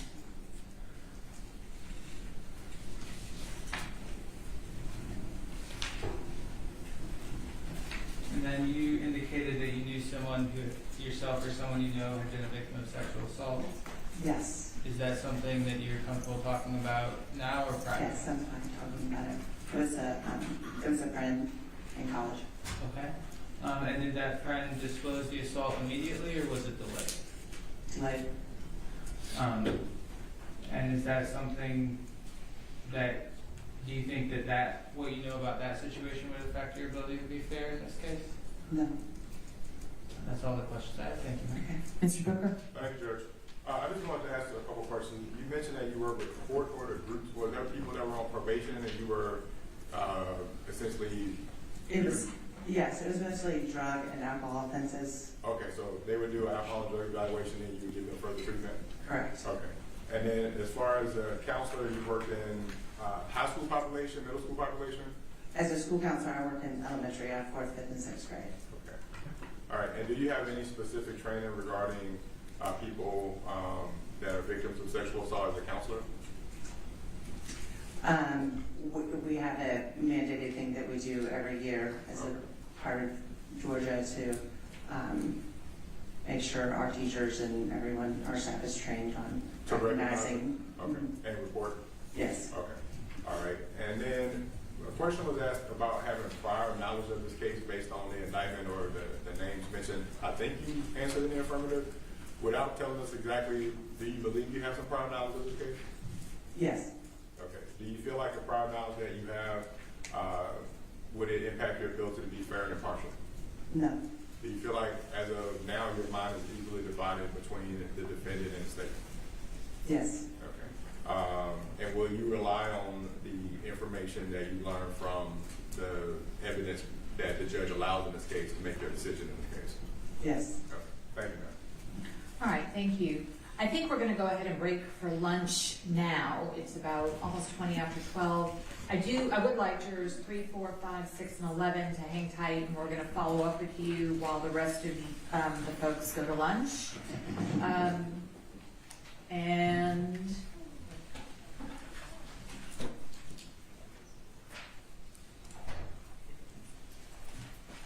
okay, if we're trying to keep observers, deputies, I need to see the jurors when I'm talking to them, please.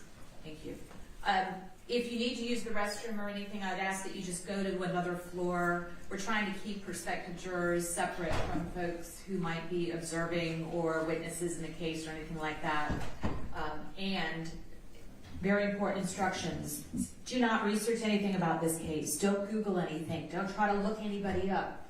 Don't talk about it with anybody, even any of the other jurors. If you need to call the office and let them know what you're doing, do not discuss it with them. If we find out somebody has violated these instructions, you will be subject to penalties for contempt of court. If anybody tries to talk to you about this case, you let me know immediately. Let me know their identifying information, what they look like, what they might be wearing, so we can investigate. It is very important that you not discuss this with anyone. Let's see, we're going to follow up with them, then we need to take a lunch. So be back at 1:30 for us to resume. And also, juror post-certified, juror 16, you are excused because you are not legally able to sit on a criminal jury as a post-certified officer. Okay, so you are free to go. Everybody else be back at 1:30. Yes, juror number 1. Do you have an issue with timing? No, I just have a question. Okay. All right. Thank you. Okay, then you can stick around. Everybody else, if I did not call your number, I'll go to lunch.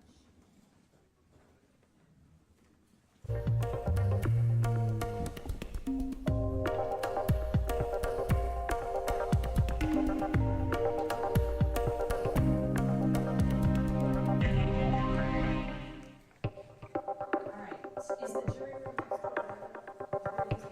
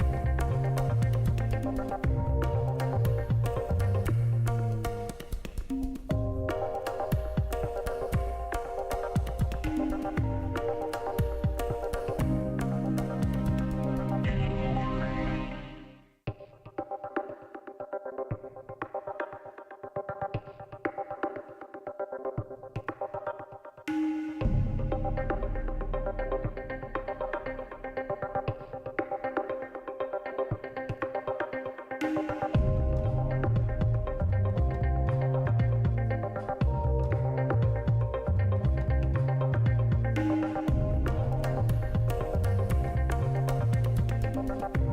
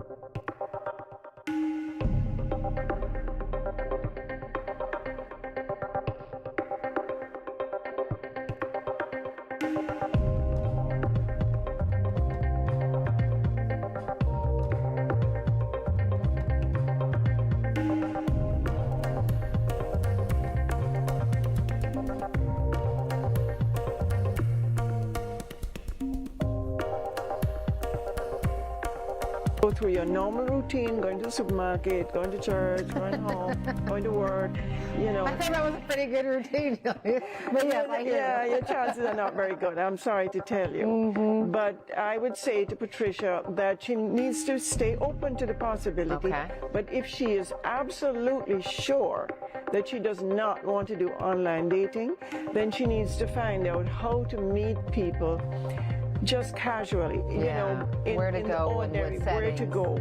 Because Got it. you can actually target places where there are more men who have things.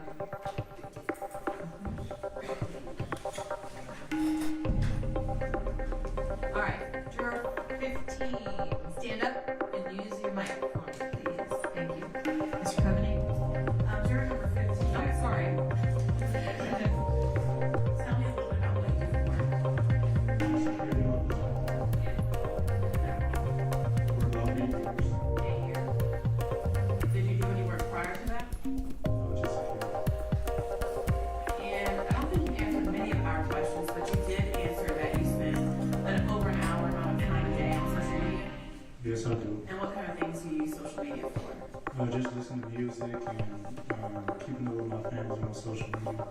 Keeping up with your family? Yes, ma'am. And I don't have that you've answered very many of our questions. Is there anything that you thought about over the lunch break that you thought we might want to know about you as it relates to your ability to serve? No, ma'am. All right, thank you. Mr. Booker? Yes.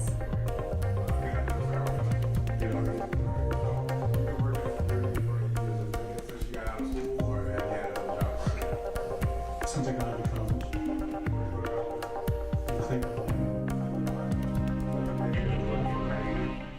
Well, I've been in Georgia for about 3 years, 3.5.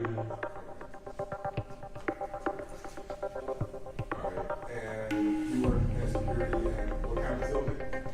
I work for Securitas. It's a private security company.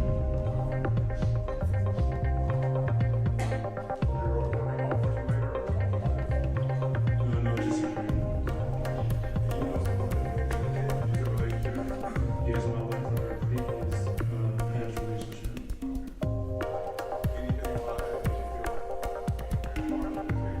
No, sir. All right, 17. All right, juror number 17, tell me a little bit about what you do for work.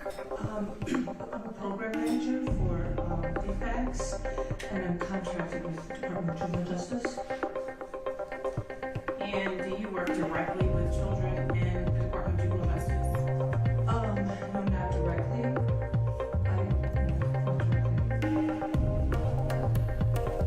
And you also indicated that you spend some time on social media. What kind of things do you do on social media? So I like moderate political. So I mostly spend. And how long have you been doing that? Oh, I mean, not that, like maybe half a year. And you also answered Mr. Booker's question about having a close friend or family member who's been in an emotionally abusive relationship. Correct. And who is that person to you? That's my sister. And did it ever get physical? Yes. And do you know if your sister reported any of the physical abuse to law enforcement? Yes. Do you know if that case came to court? Yes, he was sent to prison. And do you have an opinion on how your sister's case was handled in the criminal justice system? No. Anything about that experience and having that close relationship with your sister that would prevent you from being fair to both sides in this case? I can be fair. And you also answered Mr. Booker's question about knowing someone who's been in a controlling relationship. Were you thinking about your sister or someone else?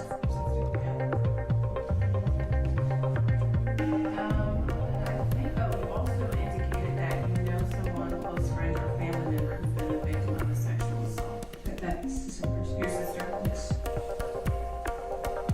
All right, I think that covers it. Thank you, ma'am. Okay, hold on. Mr. Booker? So you work for DFAX or DJJ, which of the two? I'm sorry, I couldn't hear you. You work for DFAX or DJJ, which of the two? I work for DFAX, but my team, what I do, I'm contracted with DJJ. So they both pay my salary. Do you work with child victims of DFAX or DJJ? Not anymore. It's called Title 40 is what I do. So when youth either comes in via foster care, which is determined by court orders, funding, who's funding their services. However, I'm the work with foster youth, I'm DJJ side of the committed youth. So the court orders are different. So. Have you ever had to testify in court in your position? No. Do you ever work with law enforcement? Wait, what? Work with law enforcement? No, not personally. Like, they're at the building. I don't know if they're.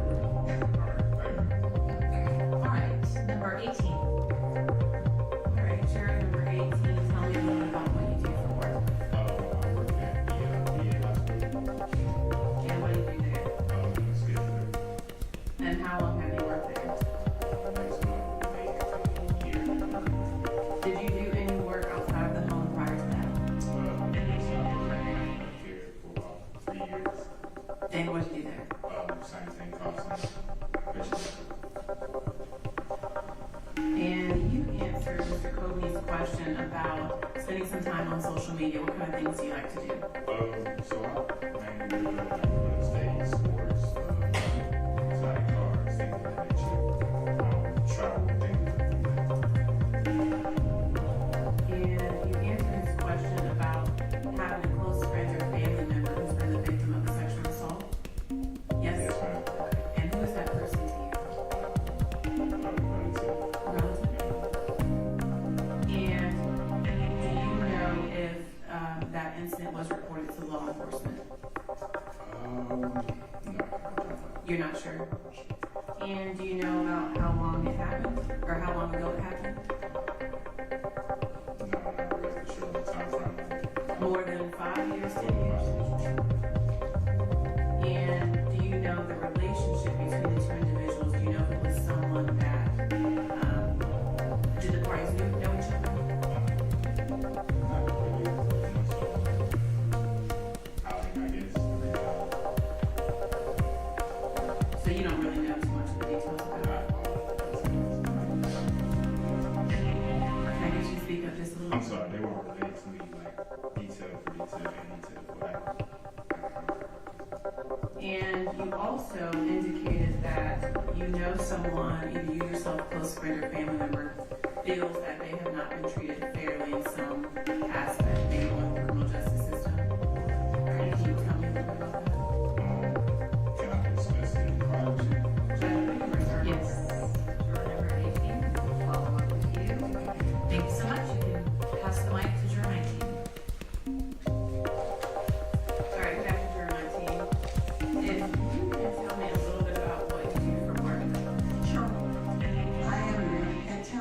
Delta Community Credit Union.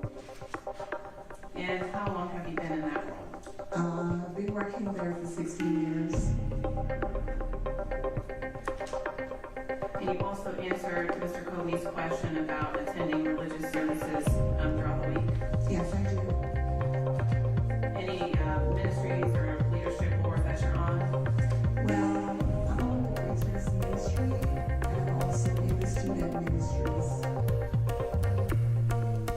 And the student ministries that like middle school, high school, or somewhere in the college area? No, I do toddlers, 2 and 3-year-olds. And I don't have that you've answered very many of our questions. Is there something that you thought about over the lunch break that you thought maybe I should raise my hand? No. Anything that we don't know about you that may affect your ability to be fair to both sides? No. All right, thank you. Yes, ma'am. Hold on, one second, ma'am. Ed?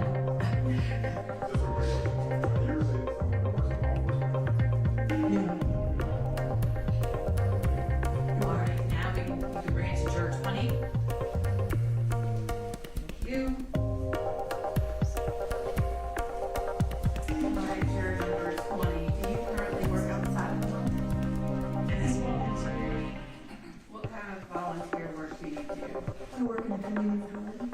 Community garden? And have you ever worked outside of the home? What kind of work have you previously done? I was an RN. And how long were you an RN? 45 years. And currently retired? Congratulations. And how long have you been retired? Since 2015. And you answered our question about having a close friend or family member who's been a victim of a sexual assault. Yeah, my older sister was living in her house. We were visiting her house. And my younger sister was in a dormitory and in the shower, and somebody attacked her and tried to rape her, but she screamed and fought him off. And it couldn't see through the towel over her head. She couldn't see his face when we came by. But it was happening at the campus side. They never caught him. And that was your younger sister. My younger sister. And the other sister that you said was raped, do you know if she reported that to law enforcement? I know she didn't. She didn't have any intention. Wanted to just go. And when you were with your sisters, did they disclose that to you or other family members immediately, or was that something that took some time? My younger sister immediately reported it to the police and everything. My older sister told me about it, and I told her that she was close to, but she didn't tell her parents. Is there anything about having two sisters that have been, I know one, she was able to violently attack her. Is there anything about those relationships and those experiences that would prevent you from being fair to both sides in this case? You know, I feel like it's not about me or my family, so I think it's about me.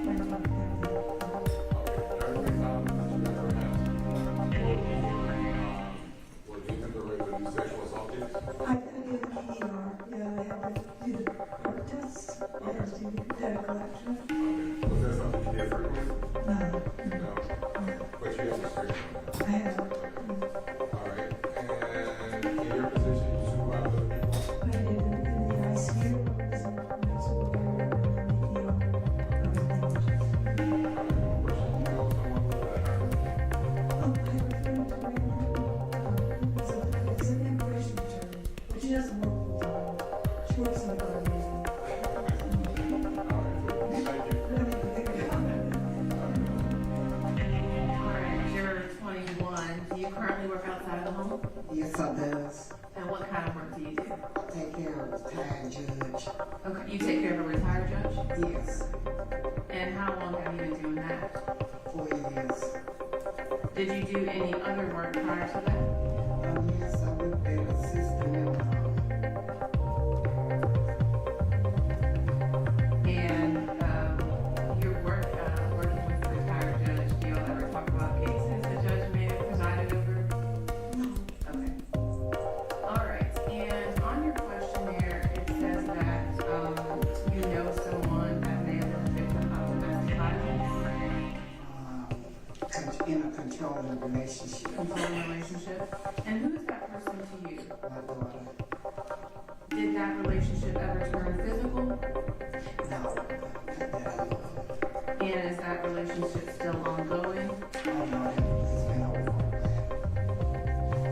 And was it something that you witnessed or something that your daughter was telling you about? Well, I can kind of tell she came around and I used to just track her down and call me when something went wrong and you know he couldn't find her and so I can tell he was very controlling.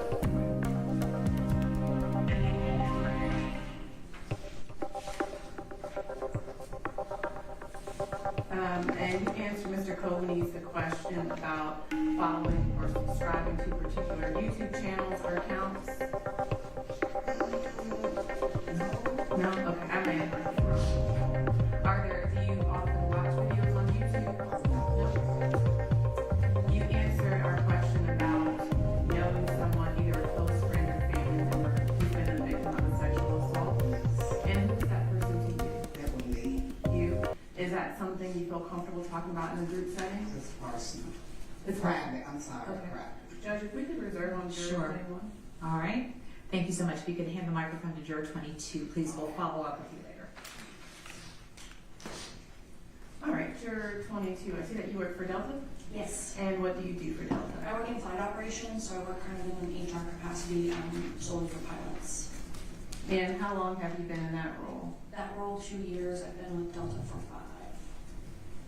What role were you in before you were with flight operations? I've had 2 previous roles. One was airport customer service, so I worked on the ramp at Raleigh-Durham Airport and had like the bright yellow, climbed to the bottom of planes, that kind of thing. And then I moved to Atlanta and had my first role in flight operations, which was working in the chief pilot office, which is an office for pilots at the bottom of the airport. And I believe you answered one of the questions from the court. I believe Judge Heidrich asked if your mind was perfectly impartial, and if it was not, to raise your card.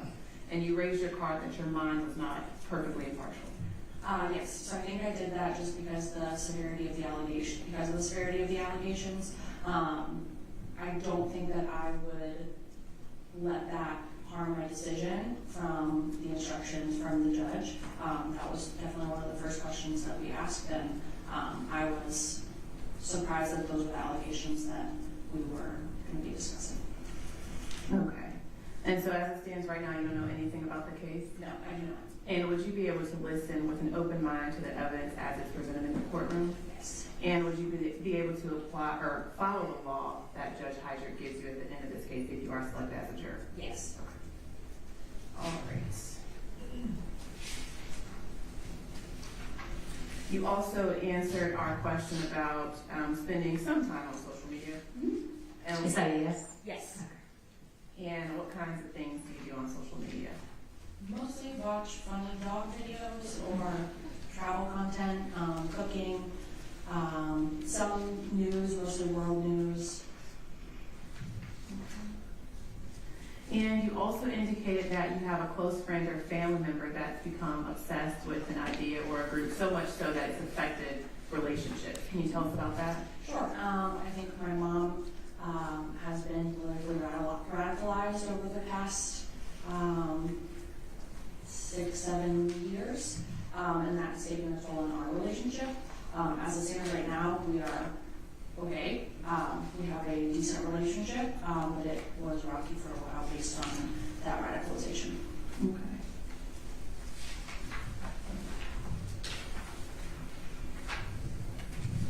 All right, and I think that is all the questions questions that I have for you. Thank you. Mr. Booker? Thank you. Just good afternoon. How are you doing?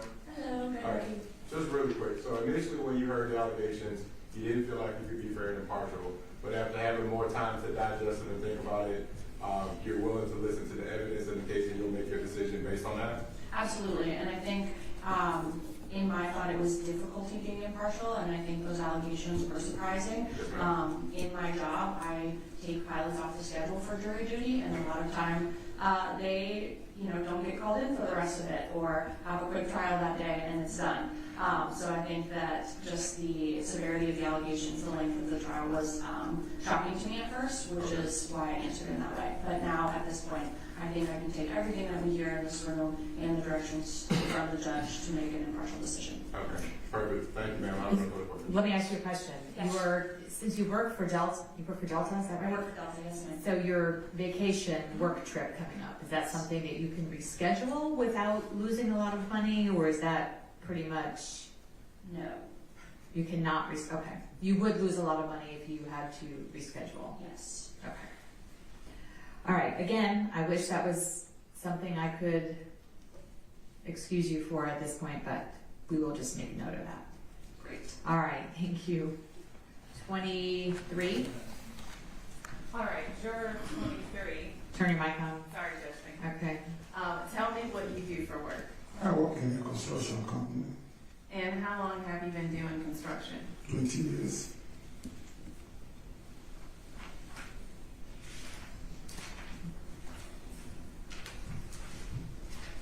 All right, and you answered our question about spending some time on social media? Yes. What kinds of things do you I like? interact with the family and friends. Okay. Then watch Hollywood movies. You interact with family and friends, and then what kind of movies do you watch? Hollywood movies. Oh, okay. And I don't have that you answered many of our questions. Is there something that we neglected to answer that you think we might want to know about you as it relates to your ability to serve? No. Okay. Any reason you can't be fair to both sides? No. All right, thank you, sir. Mr. Booker? All right, good afternoon, sir. Good afternoon. All right, you work as a contractor. You're a general contractor. What kind of construction do you do? We do sidewalk for county. For the county? Yes. For DeKalb County? In DeKalb and the city of Atlanta. Okay. Yeah. All right, is that your own business? Yes. Do you supervise others there? Do you have employees? I'm not the owner of the company. I work there. Oh, okay. Yeah, I work there. Okay. And you've been working for the same company for about 20 years? 20 years, yes. All right. Yeah, you didn't answer them much in the way of questions. Is there any reason that you can think of that would make you not fair and impartial for this case? No, sir. You think you can be fair and impartial? Yes. Okay. Thank you, sir. Thank you. Juror 24. Juror number 24, do you currently work outside the home? No. Okay. Have you previously worked outside the home? Years ago, yes. Okay. What kind of work did you do? I worked at a hospital in the nutrition department, doctor. And how long did you work at the hospital? When I left, it was like 22 years.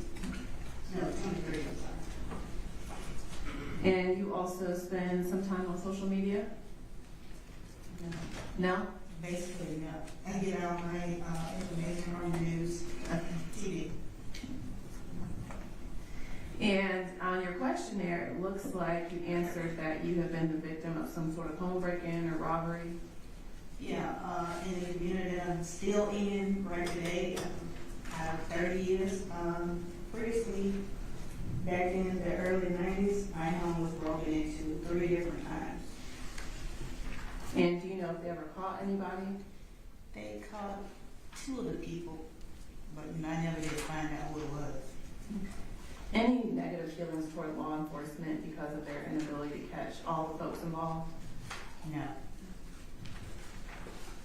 And you answered our question about attending a religious service at least once a week? Yes, I go to church, every Sunday, and some days through the week, we have service. And are you on any ministries or do you hold any leadership positions at your church? Yes. What kind of ministries are you involved in? The usher ministry. All right, anything that we didn't talk about that you think we might want to know as it relates to your ability to serve? No. And you have previously served on a jury before? Yes. And I don't want you to tell me what the verdict was, but were you able to reach a verdict? Well, I didn't get that far with it. Okay. All right, thank you. Mr. Booker, go ahead. Hey, sorry. Over here. Everybody else is it's okay. So, are you related to someone that works in law enforcement? No. No? Okay. These questionnaires, they make you, do you know someone that works in law enforcement? No, not law enforcement, no. Not law enforcement, okay. All right. And you indicated you regularly get your information from the news or TV. Do you have any prior knowledge about this case from the news or TV that you're aware of? I haven't heard about this case, no. Okay. All right. And are you willing to apply, if you are picked as a juror, to apply anything you may learn just from the evidence that you'll hear in this case in the courtroom? Yes. Okay. Thank you, ma'am. Thank you. All right, 25.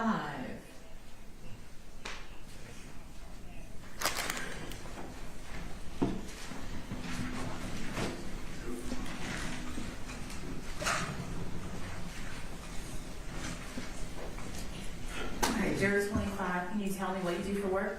I'm a banker, And how long have you been a banker? roughly 20 years.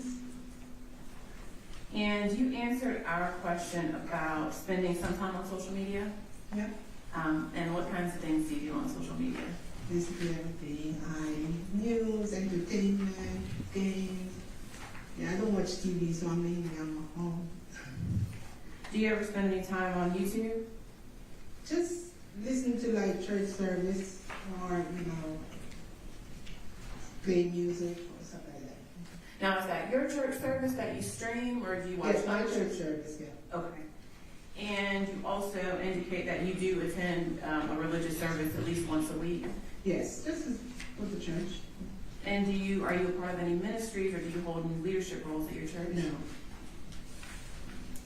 And you also indicated that you have a close friend, family member, or you yourself has been the victim of a sexual assault. Yes, that was my niece's friend. That was like 25 years ago in a different country.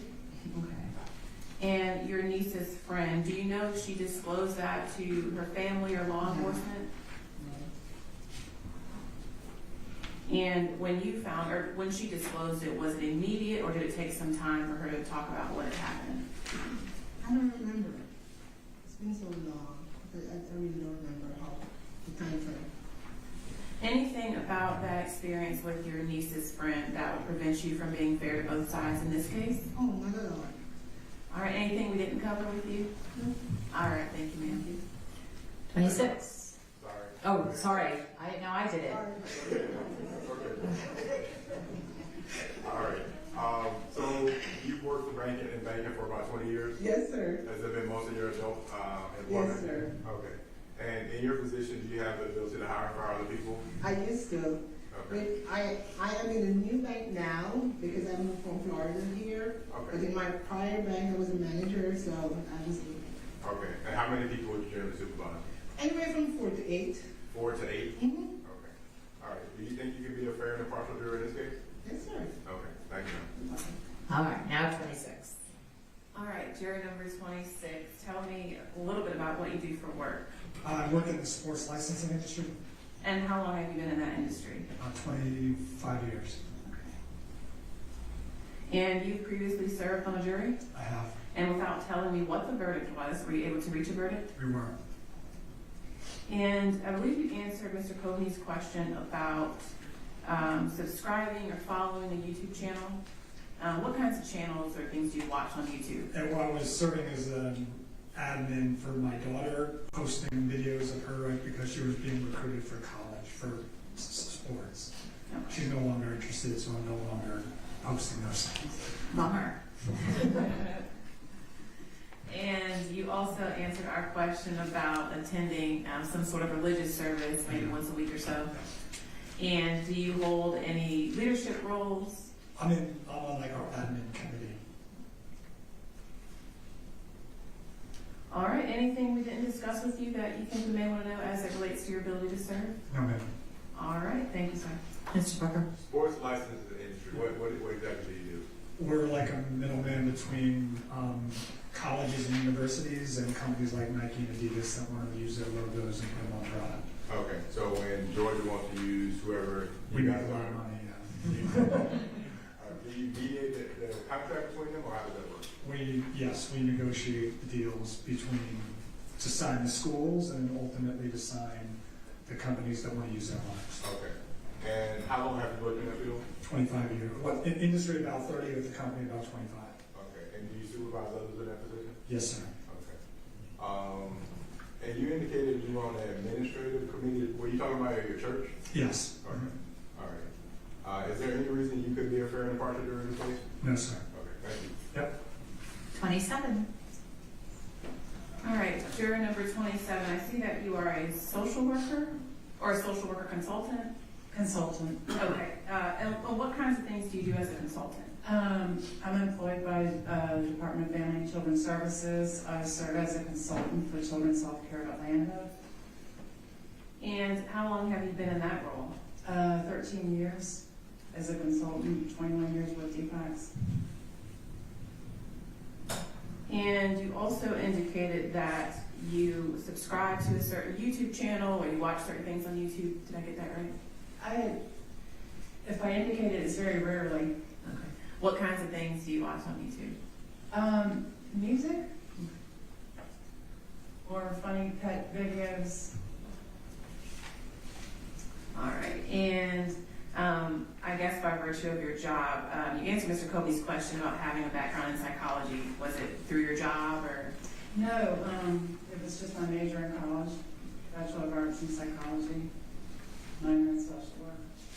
Did you do any clinical hours, or did you have to speak with victims or anything like that? Not during my education. I do that now in my position. And does it just run the gamut of just the type of victims you speak with? Are there a particular type? In short, I work with the child advocacy physicians at Children's Health Care of Atlanta in their forensic evaluations for kids who have been suspected of being abused or neglected. And you answered Mr. Booker's question about knowing someone, either a close friend or family member, who's been in an emotionally abusive relationship or a relationship where there was controlling behavior. Controlling. That was myself. It was 25 years ago. And did it ever turn physical? No. Anything about that experience that would prevent you from being fair to both sides in this case? Absolutely not. No. All right, I think that's all I have. Thank you. All right, just a couple questions.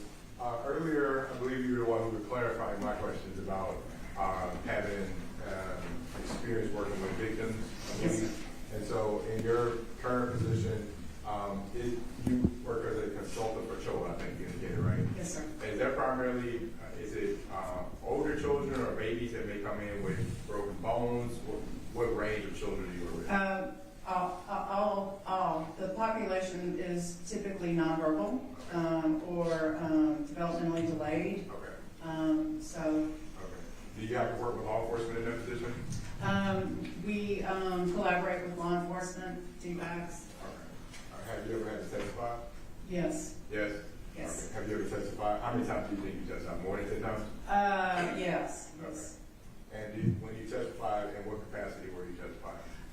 The majority of my testimony was when I was in the field as an investigator with DFACS. Okay. I don't testify too much nowadays. If I do, it's to corroborate what a physician is saying, so I really don't need to testify. Okay. All right. You're saying your word is not better than the physician's? Absolutely, I am. Yes. Was it juvenile court that you testified in? Both. Both. Yeah. Okay. All right. Are you related to someone that works in law enforcement? My stepson is homicide detective. Okay. What county is it? Cherokee. Cherokee. Okay. And does he ever talk to you about the cases he's investigating, anything like that? We don't get to talk that much. We're both pretty busy. Okay. We had a common case, but I mean. Okay. Yeah. Okay. Well, he's for sure. You know someone that is an attorney? I do. My niece, this past the bar, started being an attorney, and then as friends with a special assistant attorney general. Okay. What was that SAG that you worked with during your time? Yes, sir. Okay. And then your niece that just passed the bar, what kind of practice law she practices? Employment? Employment law? Okay. She's smart. All right. Do you think that you can be a fair and impartial jury to both sides in this case? I have to do it every day in my job. Yeah. Okay. All right. Thank you. All right, 28. Juror 28, I see that you are a therapist. I am. And do you work in a particular field?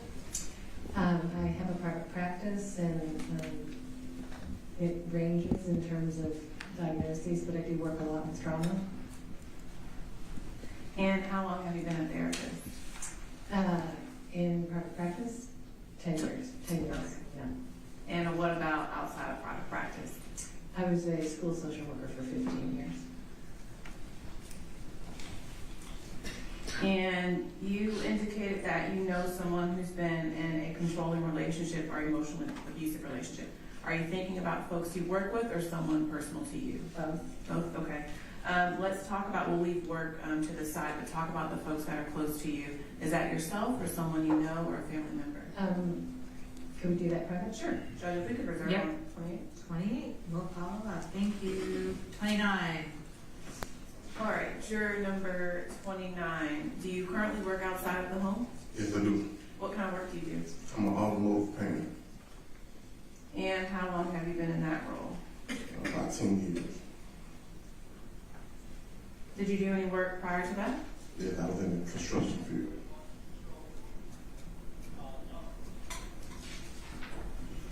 And you answered our question about engaging with social media or spending time on social media? Yes, most of the time I'm looking at car videos and listening to music and things like that. All right, and I don't think you answered very many of our questions. Is there something that we didn't cover with you that you think we may want to know about you? No. All right, any reason why you can't be fair to both sides in this case? No, it's not. Oh, I do have one question. I believe you answered Mr. Coveney's question about either you yourself, close friend or family member feels that they have not been treated fairly by the police or prosecutors or the criminal justice system. Yes, I was accused of something that I didn't have nothing to do with back in my younger years.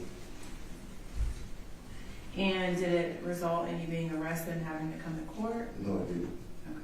And was it criminal in nature, what you were accused of? Yes.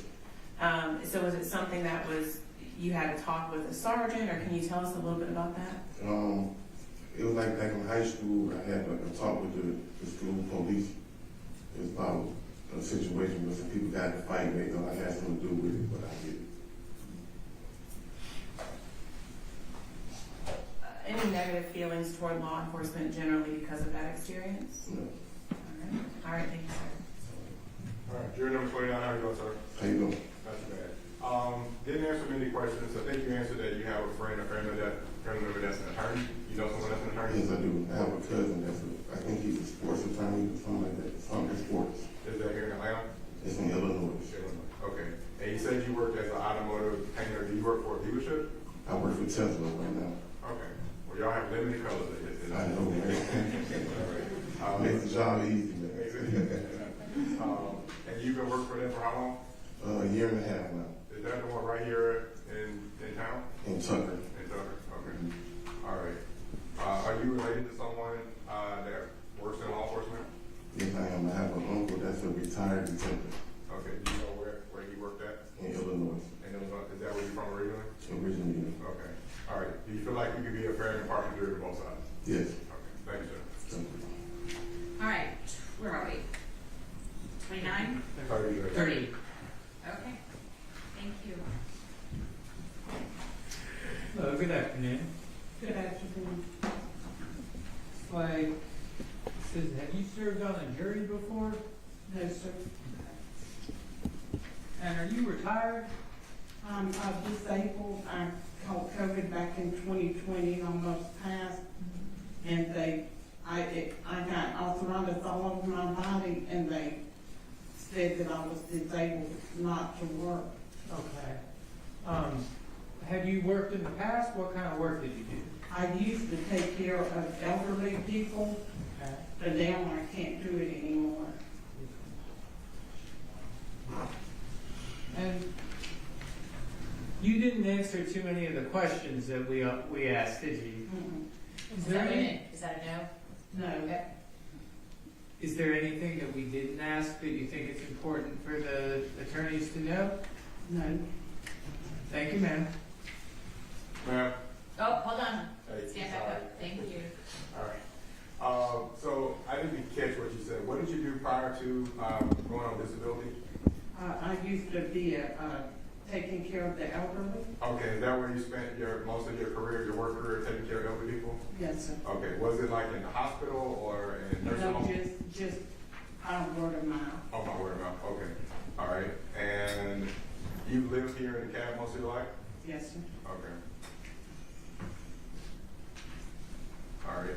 Is there any reason that you can think of that would make you not a good juror for this case? You think you could be fair and impartial both sides? You don't think you can be fair and impartial both sides? Oh, yes. I spun it around the wrong way. Let me try this. Do you think you can be fair and impartial to the state and to the defense in this case? Yes. You do? Okay. Thank you, ma'am. Thank you. 31. Good afternoon. Good afternoon. You answered the last question of the morning part that was sort of the wild card of what didn't we ask that we need to know. Do you care to elaborate on that? Just about my employment, I work for the state psychiatric facilities. I thought that could be relevant. Okay. At Georgia Regional? At Georgia Regional, yes. Do you think that's relevant? Like, do you think that's going to impact your ability to perceive the evidence in this case? I do not. All right. And you also said you have your own YouTube channel, is that right? I do. What is sort of the topic of that? I haven't posted on it for over 10 years. It was a music channel that I posted a couple songs on. Okay. Back in college. I believe you also said that yourself or someone you know have been the victim of sexual assault. Yes. I have a parent who was assaulted as a child, never communicated with law enforcement, and disclosed later to their parents. And I have a close friend who in college over 10 years ago was in a relationship with somebody who was physically and sexually abusive. Do you think that what you know about those cases or situations would affect your ability to be fair to both sides in this case? No, I do not think it would affect my ability to be fair to both sides. That's all the questions actually. Thank you. All right. What kind of therapy do you do for Georgia Regional? Can you share? My current role is as a treatment team facilitator, so I don't do direct therapeutic care. I mostly coordinate treatment plans and meet with patients to evaluate progress with the full treatment team. Okay, and these are people that are being housed in the facility? It's not a residential facility, but yes, there are people who are on the inpatient level. Okay. And I work on the non-forensic side of the program. All right, and what's your educational background with that? Music therapy. Music therapy, okay. So you're a musician, sort of? Yes. Okay. So the videos that you posted, were you playing your own instruments? Yes. Okay. All right, and you know an attorney? You know someone in practicing law? Yes, I have a friend who's in immigration law. Immigration law, okay. And do you know someone that was in an abusive or controlling relationship? Not a controlling relationship, no. I was in an abusive relationship over 10 years ago in college. Okay, all right. Do you think that would impact your ability to be fair and impartial in this case? I don't know. Okay, and I just want to revisit what the state asked you about. So you did bring up that we hadn't asked you about being employed by Georgia Regional. Do you think that would impact your ability to listen to the evidence in this case and to discern the evidence in any way? No, not at all. Okay, all right, thank you. All right, next. Judge, Jury 32 answered all three of the preliminary questions. If we could reserve just the questioning private on him. Okay. All right, we're going to follow up with you, 32. Number 33. Hello. Hi. As a lead at Walmart? Yes. What is that, like, what's your day-to-day job? Everything. Okay. How long have you been with Walmart? 16 years. And have you stayed at the same store for 16 years? Right on Memorial. Okay. It says you're related to someone in law enforcement? Yes, a cousin for DeKalb County. Patrol or investigations, or do you know? Well, my cousin? Yeah. Police officer. Okay. Does he work any specific types of cases? I don't know. Okay. I believe you raised your hand that you had heard something about this case before? I seen it on the news before. Okay. That's why when I look online, I seen it before, but it was on the news. Okay.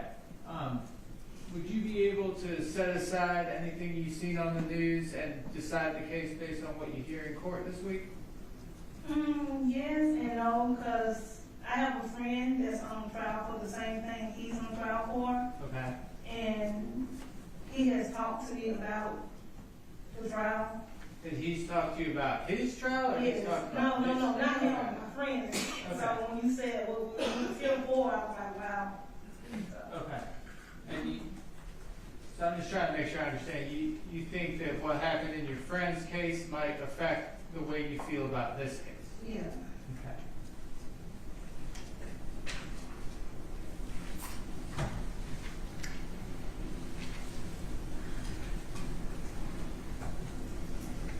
Now, you also indicated that you knew someone who was not treated fairly by the police. Is that the friend you're talking about, or is that? Yes. Okay.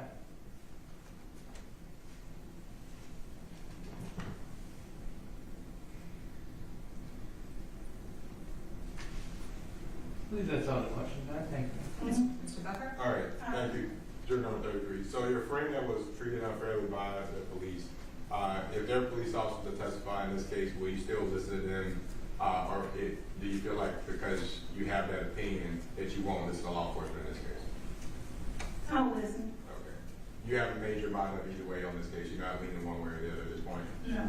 Okay. Will you wait until you hear all the evidence before you make a decision on whether or not my client is either guilty or not guilty? Yes. Okay.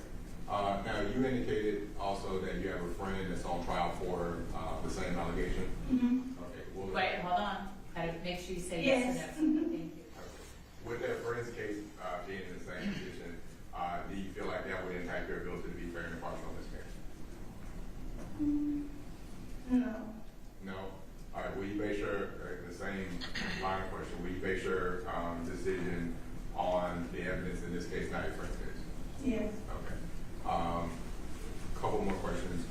Did you make a statement to police regarding something pertaining to a sexual assault case that you can recall? I think you answered that yes to that.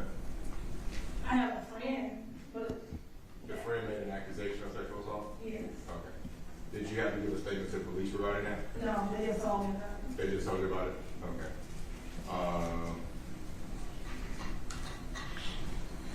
And the job you have at Walmart, do you supervise other people in that position? Yes. Okay, how many people? I think I have like 12 people on my team. Okay, and do you hire and fire those people as well?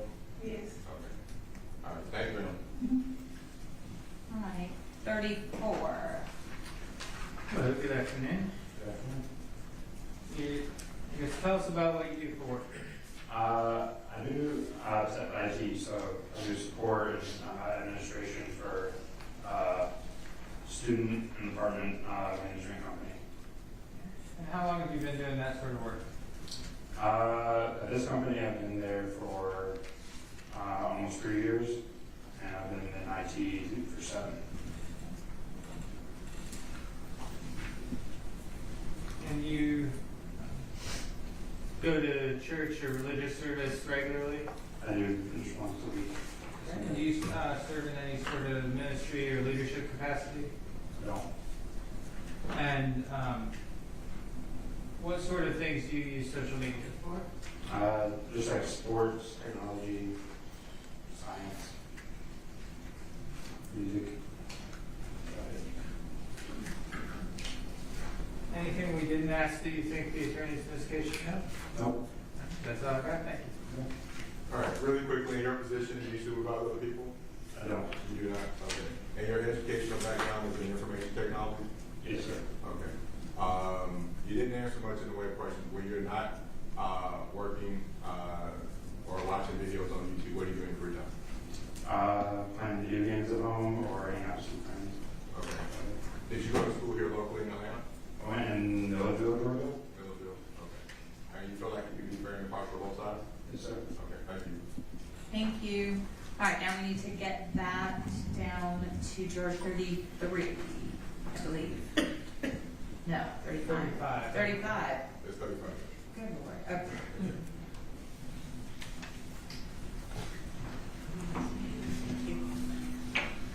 Good afternoon. Good afternoon. What does Dunlop and Associates do? It is a wealth management firm, Okay. And how long have you been with them? almost 11 years. I believe you indicated that someone you knew had become like obsessed with an idea that affected their, I guess, relationships. Can you tell us about that? Political radicalization, which seems prevalent.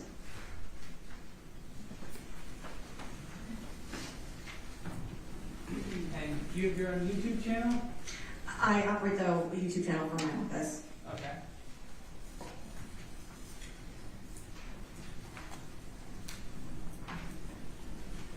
What sorts of things do you use social media for?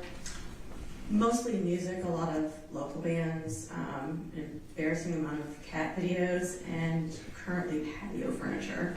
Okay.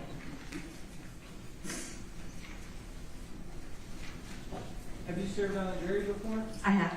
And did you make it past this point? I did. Was it a criminal case or a civil case? Criminal. Without telling us the verdict, were you all able to reach a verdict? No.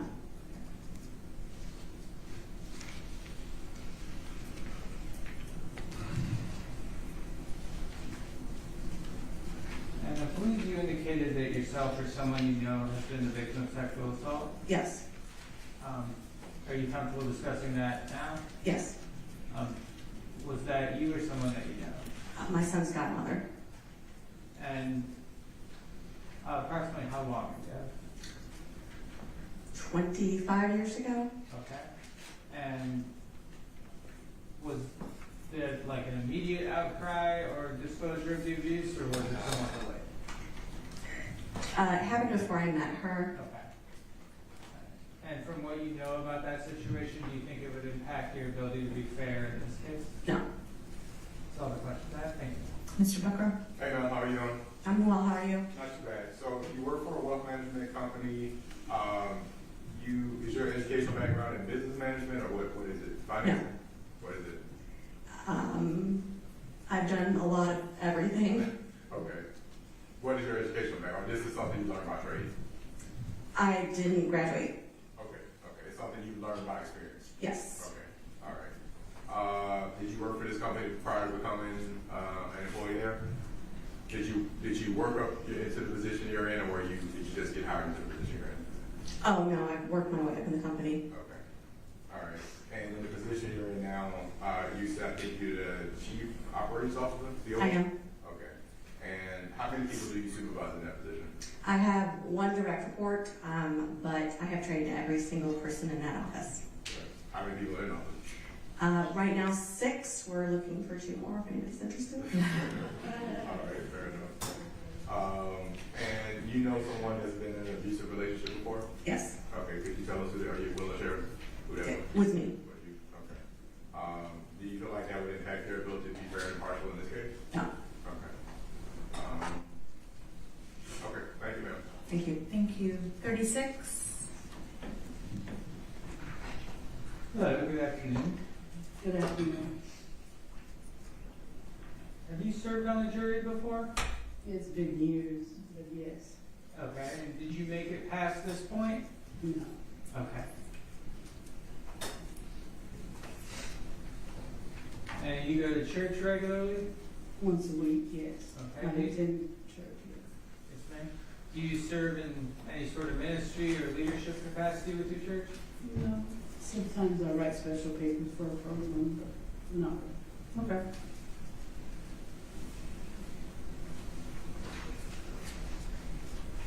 think you answered the question that you have some sort of training, like legal training or training in the law. Yes, I retired from the Sheriff's Department in Texas. Okay. I have a brother-in-law who's a captain, retired captain, sister who's a peace officer and bailiff. And when you worked for the sheriff's office in Texas, what sort of work did you do? Pardon me? What sort of work did you do for the sheriff? I was a detention officer for 9.5 years. Okay. And do you think that your experience as a detention officer would affect your ability to be fair in this case? On certain things, being honest, yes, because we were always taught, don't trust anyone, don't trust, but don't judge them at the same time. So when I retired, it was kind of like I was trying to. I'll tell you what, if we need more details from you, we'll follow up with you privately Okay, about it. thank you. Okay, Yeah. thank you so much. Thank you. I don't have any Okay. questions at this point. Yeah, we could just follow up. Yeah, thanks. Okay, 37.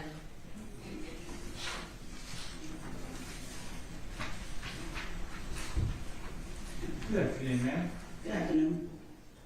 Says you work in healthcare. What sort of work do you do in healthcare? I take care of elderly. Okay. And how long have you been doing that kind of work? About 21 years.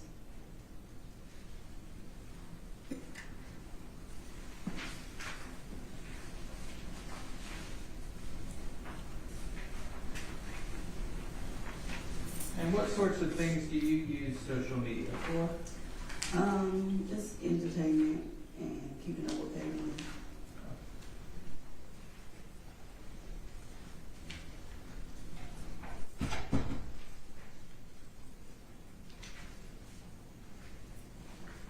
You answered the question that yourself or someone you know had been the victim of a sexual assault. Yes. Is that something you're comfortable discussing now? No. Judge, if we could. Yep. We'll follow up. All right, next is 38. Hello. Hello, good afternoon. Do you work outside the home, ma'am? Yes, And what sort of work do you do? I'm a hairstylist. How long have you been in that industry? It's been about 4 years. And do you have your own shop or business? Yes. Or how does that work? Well, I'm independent. Okay. I have a salon.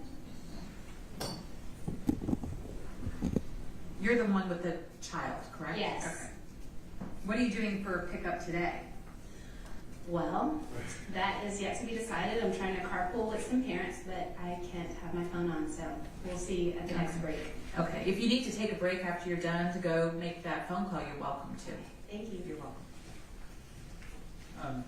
I believe you indicated you knew someone who was not treated fairly by the police or prosecutors or criminal justice. Many people. Okay.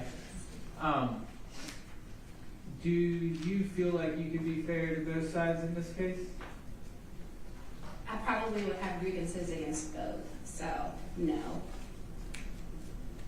Okay. I have no further questions at this point. Thank you. Okay. Mr. Booker? So do you feel like you'd be equally, sorry. okay, you'd be equally grieved against both sides?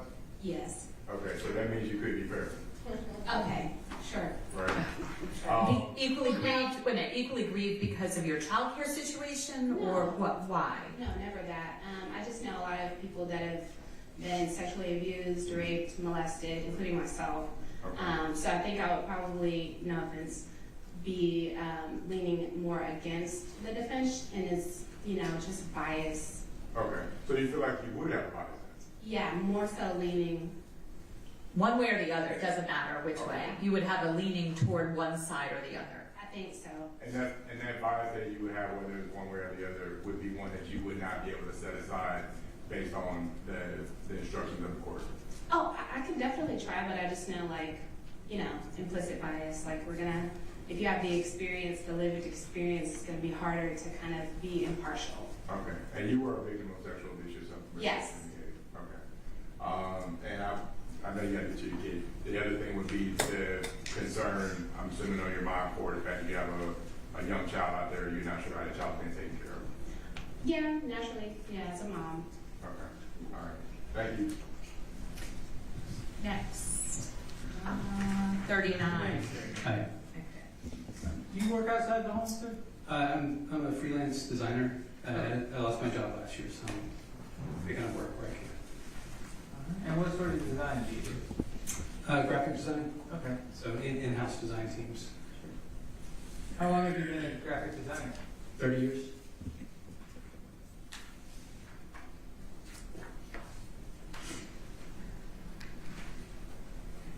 And you have your own YouTube channel? No. Or no, I'm sorry, you subscribe, do not subscribe to YouTube accounts? Correct. Trying to get to. LinkedIn is the only social media site I use.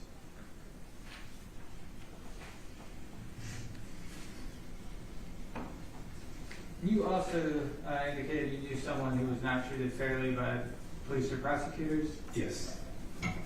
Was that yourself or someone that you know? This is someone I know. You want the details? Just, was it recently or a long time? Yeah, a long time ago. In DeKalb County or somewhere else? Somewhere else. Do you think it would affect your ability to be fair to both sides? No. That's all we need to know about that then? And you also indicated that you knew somebody who was, I believe, a victim of sexual assault? Correct. Is that something you're comfortable talking about? Sure. And was that you or someone that you know? It was, don't judge, but 2 ex-wives. Both of them have been raped. And none of them were reported. Okay. And from what you know about those incidents, do you think that would affect your ability to be impartial in this case? I would hope not. If you had to take an oath to decide the case based on the evidence you hear in court this week and next week, would you be able to try your best? Sure. Yeah, definitely. Thanks, sir. That's all the questions I have. Mr. Booker? All right, just quickly to follow up on those same questions. So you said you hope not, as of right now, you're willing to, are you gonna base your decision based on the evidence you hear in court? Of course. Okay. And you would follow any instructions the court gives you? Yes. Okay. You know an attorney, someone to practice? I know an attorney in California. In California. You know kind of law? Business Excuse me? law? Business law? It's something like tax or business. It's Okay. not criminal. All right. And you work as a project manager now? No, I'm a creative designer. Creative designer? Yeah. Okay. All right. And what's your educational background? College and art school. Okay. Where'd you go to college at? College in Tennessee and art school in Atlanta. Okay. All right. And you feel like you can be a fair and impartial juror to both sides? Yes. Okay. Thank you.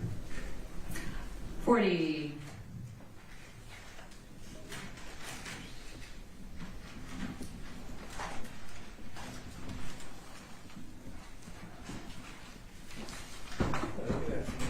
Hello. What do you do for work? I work from home as an e-learning specialist. And how long have you been doing that? 10 years. And so is that sort of like in the human resources? Training and development. Okay.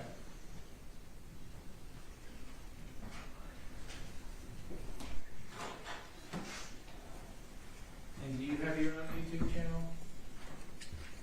No. I help manage the work. The work one? Yeah.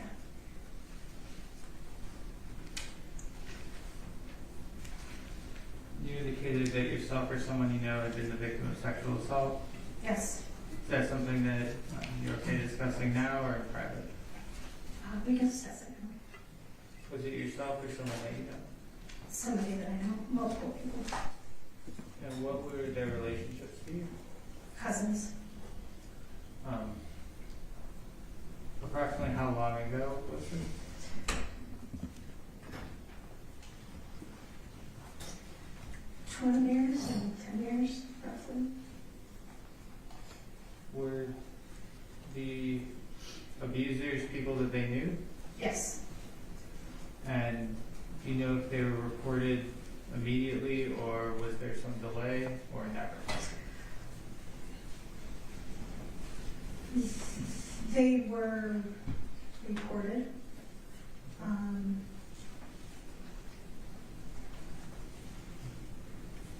I don't know if there was a delay or not. And have you served on a jury before? Yes. And did you make it past this point? Yes. Was that a criminal case or a civil case? Civil? And without saying what it was, were you all able to reach a verdict? Yes. That's all the questions I have. Thank you. Mr. Booker? Judge, the same as juror number 32, juror number 40 answered in the affirmative most of the first three questions. Could we reserve on that? Sure. All right, 41.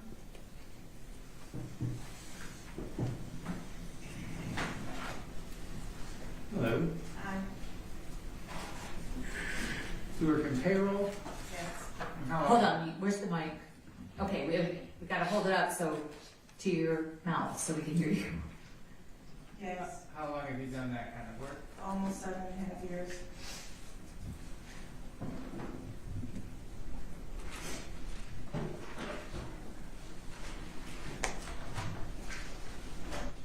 And you had some legal training, is that right? No, I took a class. What was that class in? I don't remember. It was a law class. All I remember from the class that was fun for me was I learned how to write briefs. That was fun? It was fun.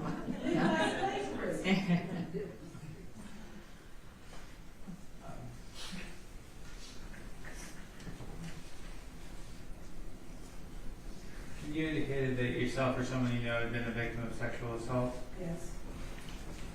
Is that something that you're comfortable talking about? It was familiar. And approximately how long ago? Ranging 42 years to as recent as 5 years ago. Various familial relatives. And were any of those reported to law enforcement? Yes. Based on those situations, do you feel like you could be fair to both sides in this case?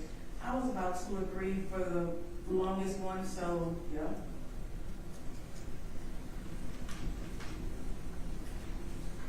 You indicated also, or you raised your hand, that you knew someone who was not treated fairly by the police. My niece. Was that here in DeKalb County? No. About how long ago was that? Christmas break. So recently, just Very recent. Is that something that you feel like you would hold against one side or the other? Mm-hmm. I don't think I have any other questions. Thank you. Mr. Booker? Wait, hold on 1 second. Juror number 3, you have a question? Yes, can I ensure that my kid is picked up? Go right ahead. If you would just step outside, please. Same, if you need to check on your purple, you're welcome to do that. And when you come back in, please make sure the phones are off. Okay, go ahead. Okay. Juror number 41, how are you doing? Okay. Okay. Just a couple questions. Do you know someone that was in an abusive or a dominating relationship? Absolutely. Okay. Can you tell us who that was? Are you going to share that? Let's see. Me, my sister, my mother, grandmother. Lots of those. Okay. Friends. Okay.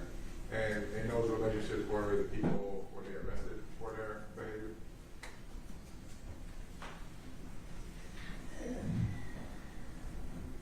In a roundabout way, one, yeah. Okay.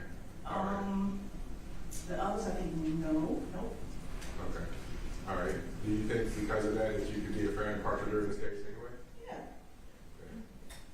You said you had a family member or a few family members that were sexually assaulted. Were they people within the same household as you? Yeah. Okay. And At various times. Yes and no. If you would hold the microphone up a little closer, I know it's a pain, but we just have to make sure everybody, especially the court reporter, can hear. Okay. But you said yes, there were people who lived in the same household as you? Yes and no. Yes and no. Okay. Some of them were people who... At various times in my life, I lived in the house with them, and then I moved out, and they stayed, and so that's the no part of it. Were these sisters and brothers or children? Sisters. Okay. Sister. Okay. Not your children? No. Okay. And you said you work in payroll now. What did you do before you worked in payroll? Retail. Retail. Okay. Now who did you work for? Do I have to give that? Yeah, I see. Okay. What kind of retail was it? And I'll just ask that question. Was it clothing or Everything food or? and no food service. All right. So your career has been primarily retail and payroll. During the time frame, did you supervise other people?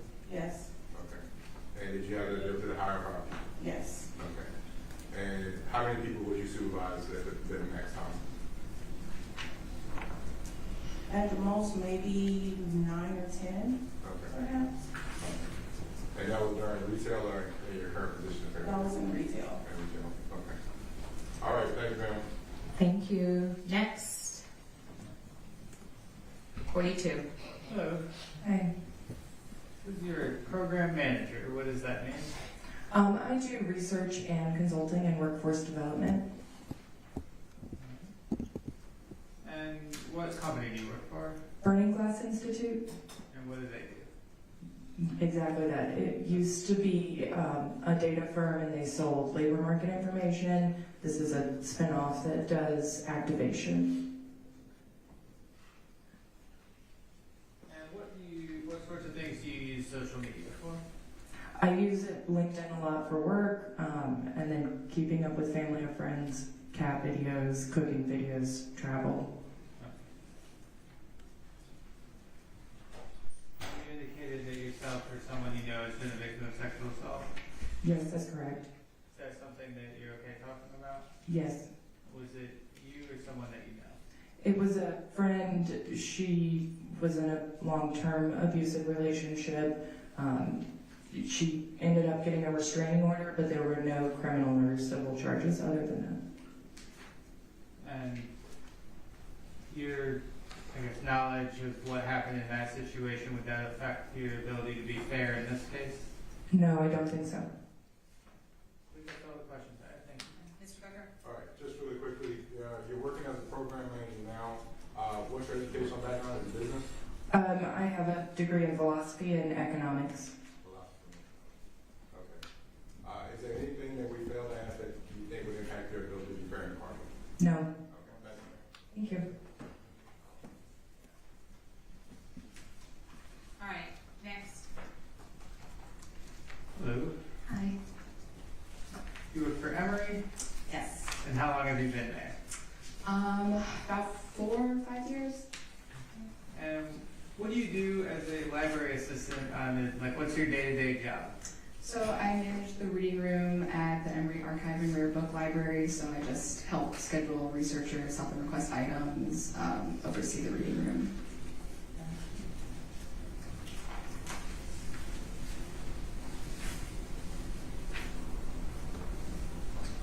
And what do you use social media for? A little bit of everything, mostly just keeping up with friends and family, cooking, travel, stuff like that.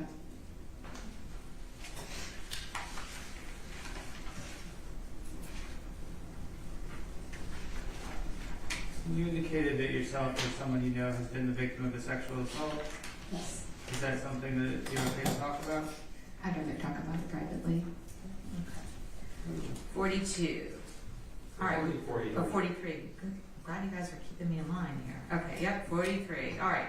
We'll follow up with you privately. I think you can have a seat. Hold on one second. I'm just, yeah. All right. I think we're going to take a break at this point, give you guys a break, and we're going to do some follow-up questioning with the jurors that have indicated that we need to follow up with. So, same instructions remain in effect. You're not to discuss this case with anybody, do any research on anything, and step outside, leave your cards on the benches. I want jurors 18, 21, 28, 32, 36, 37, and 40 to stand right outside the door. And we'll call you in one at a time. What do we call that? Oh, that's a good question. 15 minutes.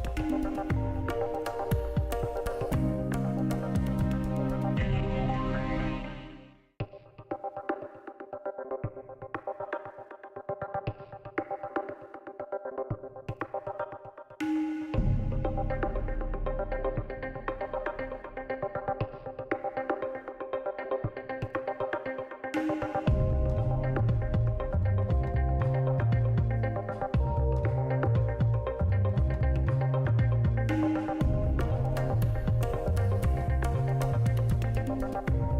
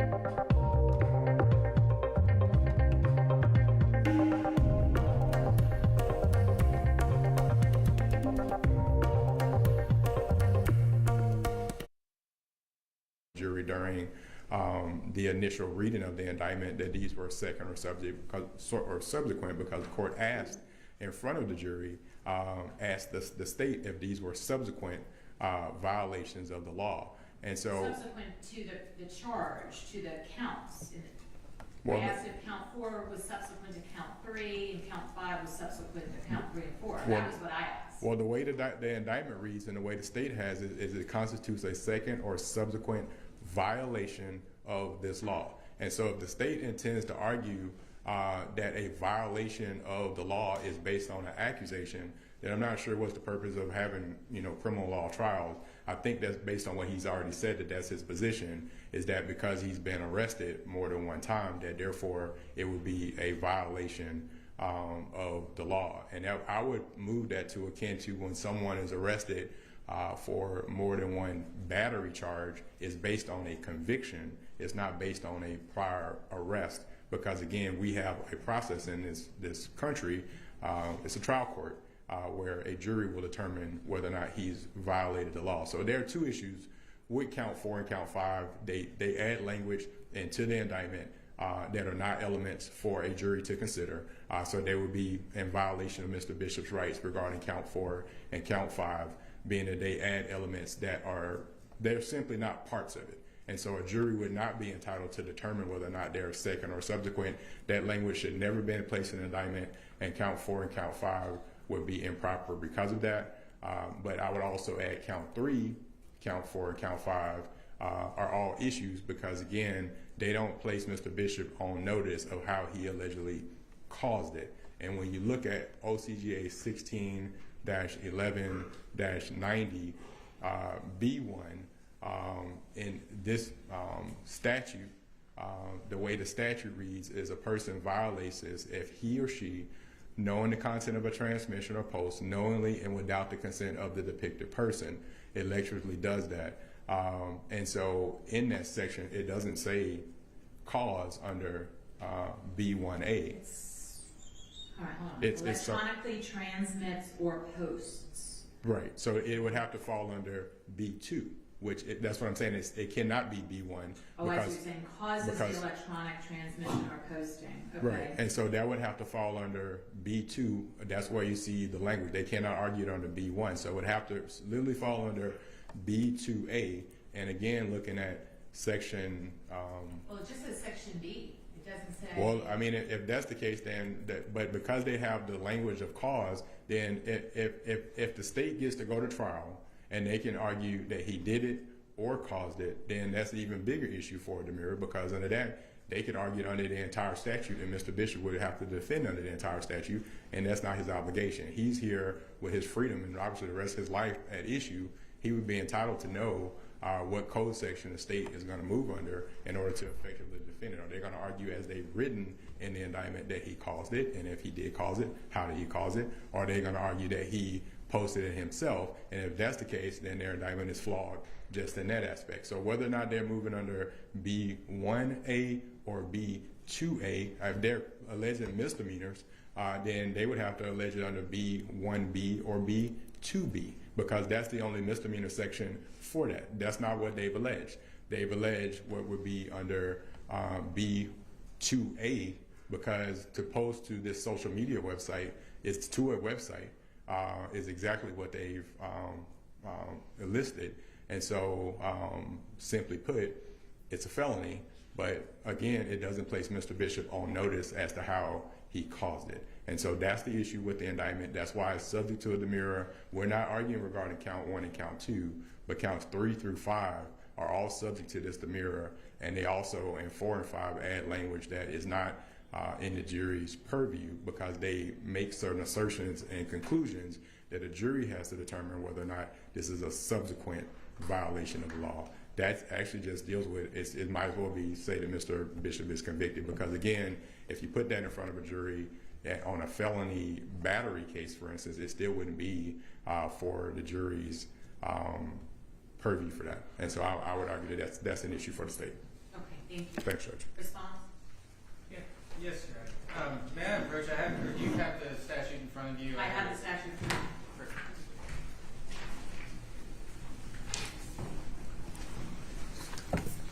So first things first, the cause issue. I'm sure the court knows the case law around special demurrers, but Wyatt from the Georgia Court of Appeals, State versus Wyatt from 2014 is 295 Georgia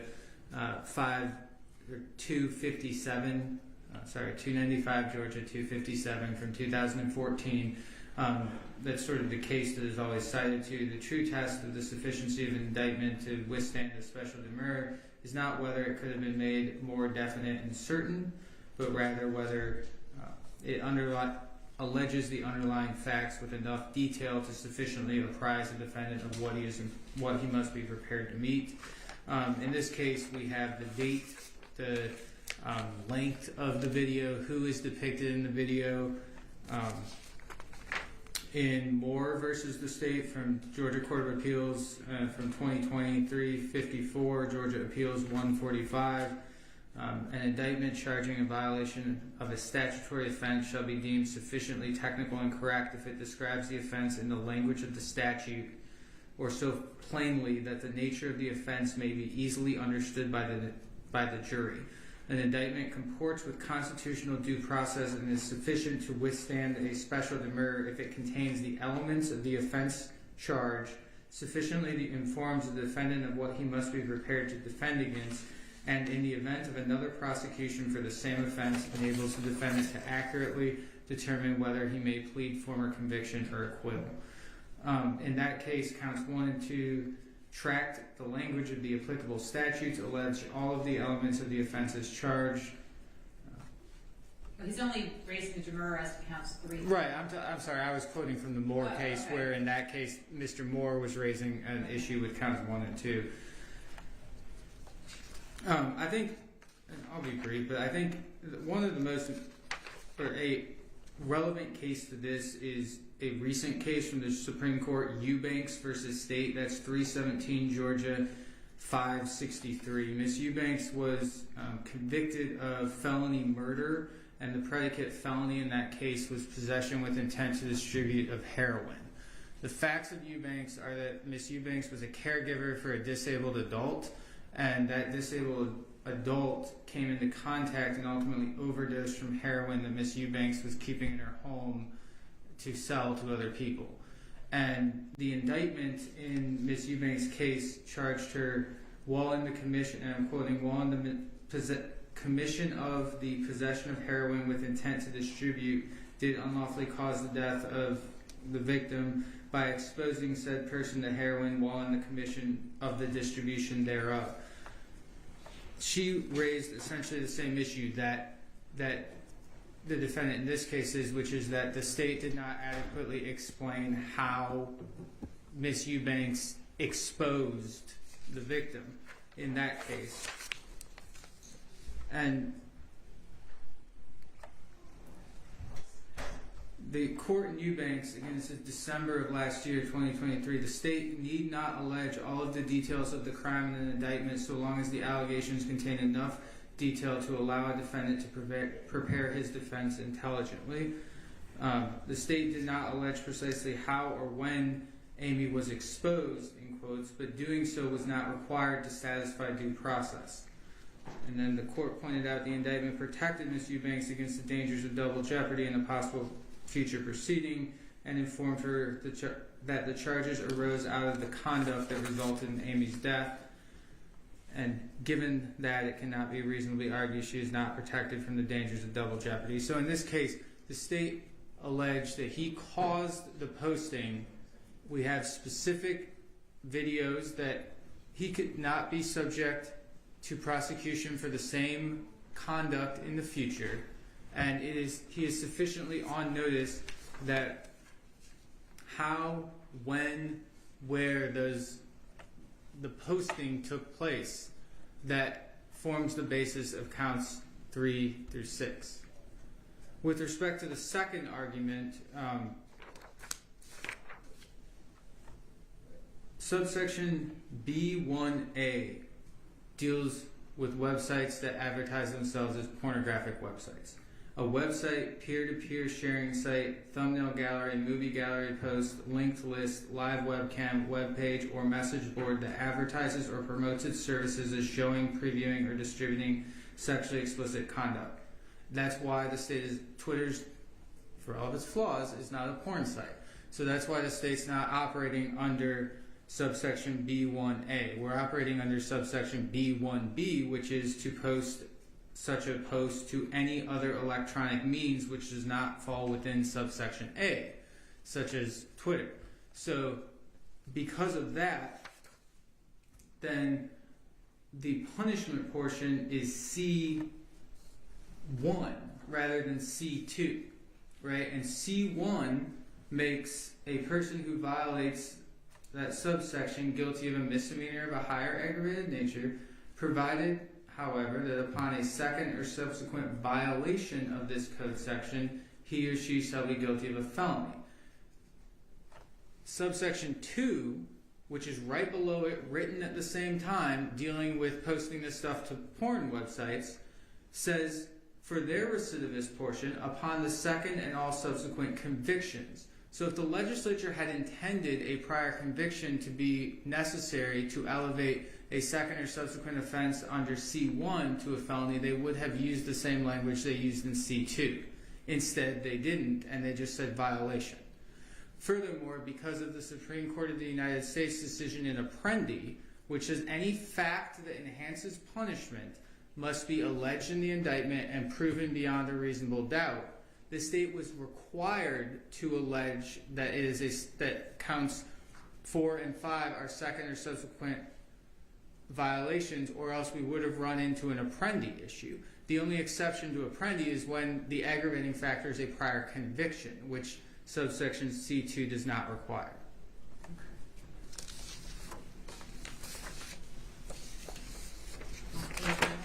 I would just say the information, just to get in, I don't know how deep into the facts we need to get, but I think that the evidence will show at trial that this was a website or a Twitter account for which multiple people knew the defendant's credentials to log in, password, but that nothing was posted without his permission.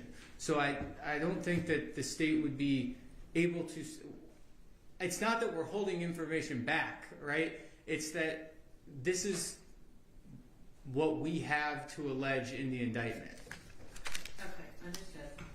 All right, reply. Sure, Judge. So I would love for the state to say, because what they first just told you, Judge, is that they're moving under B1A. So if they're moving under B1A, why are they using the language under B2 where it says causes? B1A is the allegation, and they also said that it has to do with a pornographic website, and B1 does not have any language in it that says that it has to do with a pornographic website. Hold on, I thought he said he was moving under B1B. He did.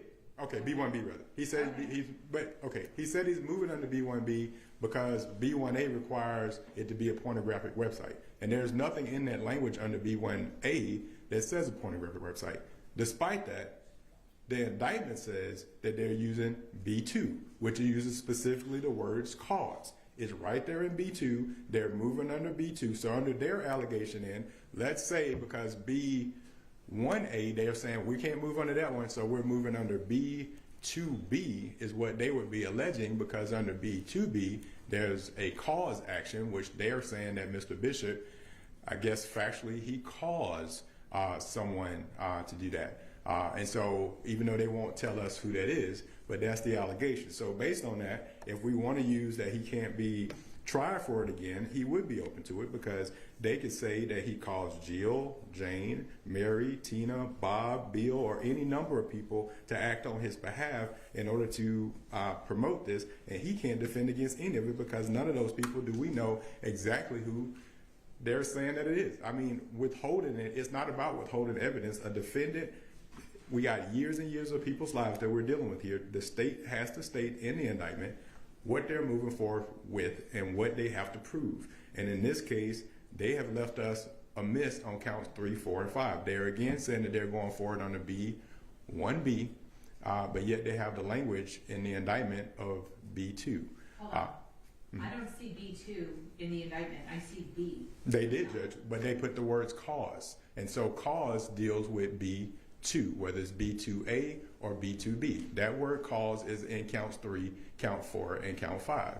And so I don't know what case it can say, because again, if we're just going to say B, then under B, it could be any of these things. So that way we can say cause or, posted himself, but it still doesn't place him on notice as what he's defending against. And interested enough, Judge, I'm a YouTube nerd myself. And when I'm at home or in the car, I actually watch the Georgia Court of Appeals, Georgia Supreme Court oral arguments. And I love the oral argument on Eubanks, even though the defense lost that. But that case, the issue was proximate cause. It was not for purposes. I watched it, and I just flipped it. I can tell you that case is about proximate cause. It's not about per se the indictment, and it in no way reflects the indictment in this case. In this particular case, whether you look at any of the cases that the state has put into issues, particularly Wyatt, in that case, the defendant still would be entitled to know how he is to defend himself.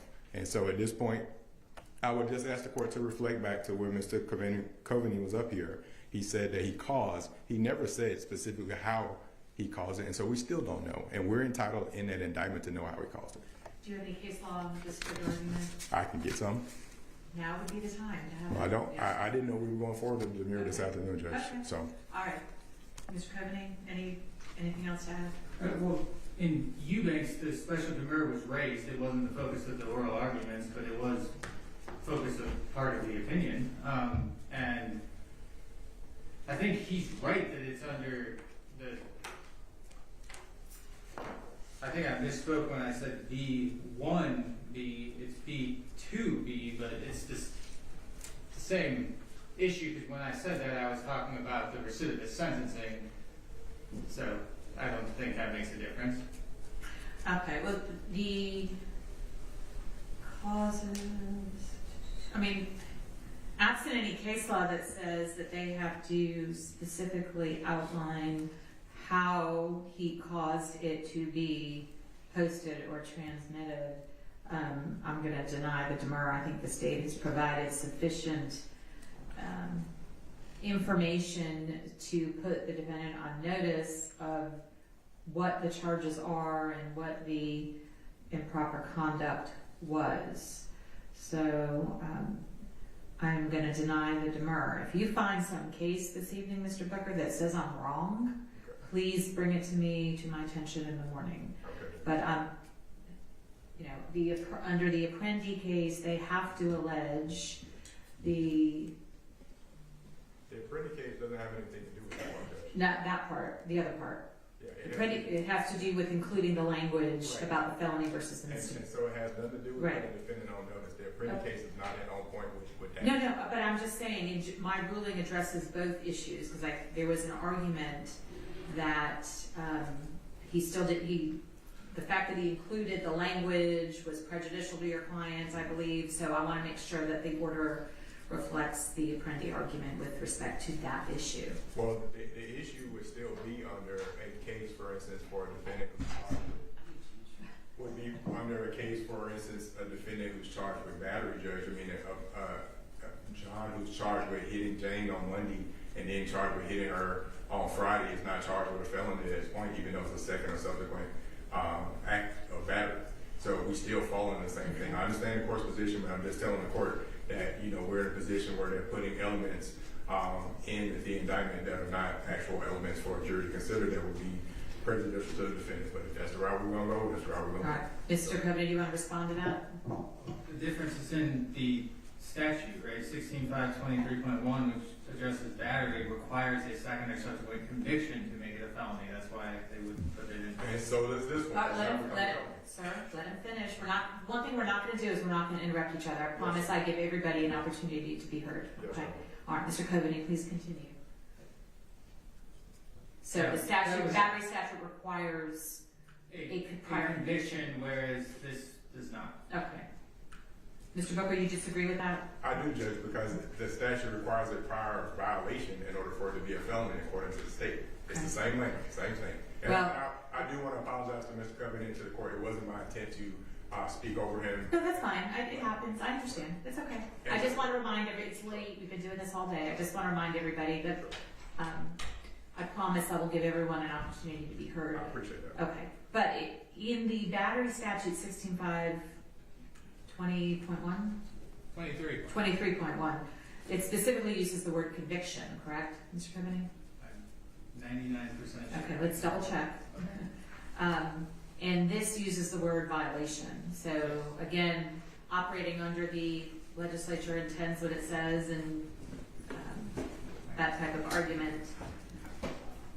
I think assuming that it's six, let me pull it up. He's correct, Judge. It does say Okay. conviction under 16.523.1E. It uses the word conviction. Okay, and in this statute that we're talking about now, 161190, it does use the word violation. So And I think that we're splitting hairs on a violation of conviction, but I guess. maybe we are, but I have to go with we have to go with the fact that the legislature, I have to presume that they intended what they said. Yes, Your Honor. So, all right, given that, the demurrer is denied. And can we do the other hearings tomorrow before the witnesses testify? Yes, Judge. We would ask that the court review the audio of the. Okay. We could just tender that Sure. in evidence now if you want to. Or Yes. if you want to. Okay. Do you want me to listen to it now? No, we're hoping that you would do homework tonight, so it'll save us time in court. I'm sure you have maybe not. We were trying to save the time on the hearing, Judge, by I think it's the first. Do you have an electronic copy? Because I don't have anything that will play that. We can do it. 20 years ago I would have, We but can do it in the morning, Judge. It's fine. or just Also, the answer is yes. I mean, Okay. Ms. Thomas does. if you would email me the digital version of that, I'll be happy. How long is it? The recording itself is about 58 minutes, I believe, but the only the part up to where the Miranda warnings are Is what's relevant. What, at least the state's position, that's all that's relevant. I don't believe anyone disagrees with that, but I'm not sure. Mr. Booker? Yeah, I know this. Okay, so I can listen up until the time the Miranda warnings are read, is what you're saying? Yes. Okay, happy to do that this evening. Okay. With that, do we need Detective Panosian to come back, or do we also have a written Miranda waiver we are going to tender? And Judge, I'm just going to say this out of the abundance of caution. In any case, I think it's bad practice on the defense attorney's position where we don't have a Jackson. course. So I just think it's best to have one. Can't we do it prior to the witness testifying, though? In other words, I don't think we have to. I'm fine with that. Okay.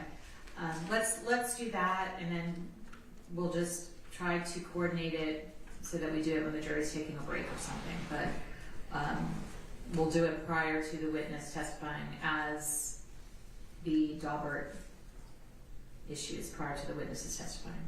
Okay. So Will that work? We're not going to do Daubert for the first witness in the morning.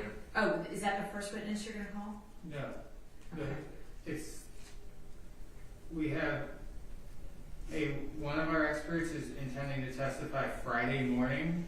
That is the one with scheduling issues, so he has to go Friday morning regardless of where we Okay. are in our case. So he will need a Daubert hearing before his testimony, and then the other expert will be our last witness, so that could be as late as Monday morning. Okay. So we could do them. Are you going to be mentioning anything about the testimony? I'm not going to be mentioning anything about experts or expert testimony in my opening statement. Okay. All right. With that, then I think we're okay in holding off to doing the Daubert hearings till immediately prior to the witnesses testifying. Okay. Yes, sir. All right. Yeah. And remember, 9 o'clock tomorrow morning, as the jury comes in, we're going to do that Rule 22 hearing tomorrow. He's here. Hello. Told you we weren't going to be able to get to it till tomorrow. But we will definitely do it at 9 in the morning. And I explained, my JA explained to him that I cannot grant or deny the Rule 22 until I get more information about the process and how it's going to logistically work. So we will deal with it first thing tomorrow morning, I promise. Okay? All right. Anything else? No, Your Honor. Okay. All right. Thank you all. Have a good evening. We'll see you tomorrow morning. Thank you. And just email me that digital. I just did, Judge. Thank you. You're welcome.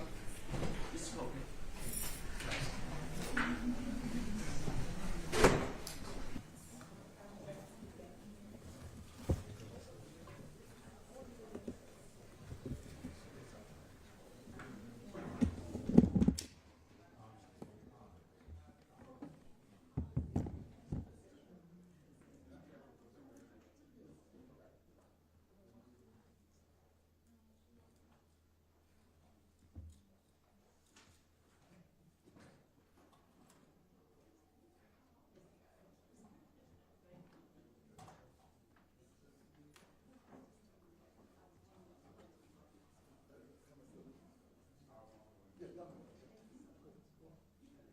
He's been busy.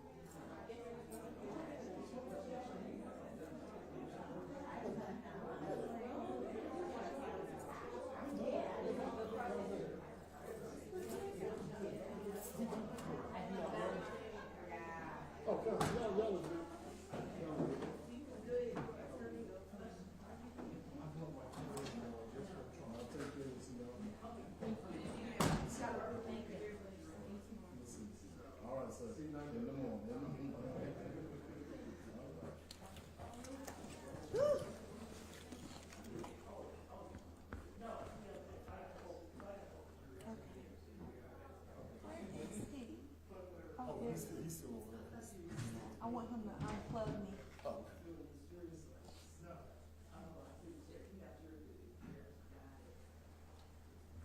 So you're taking your camera and all that?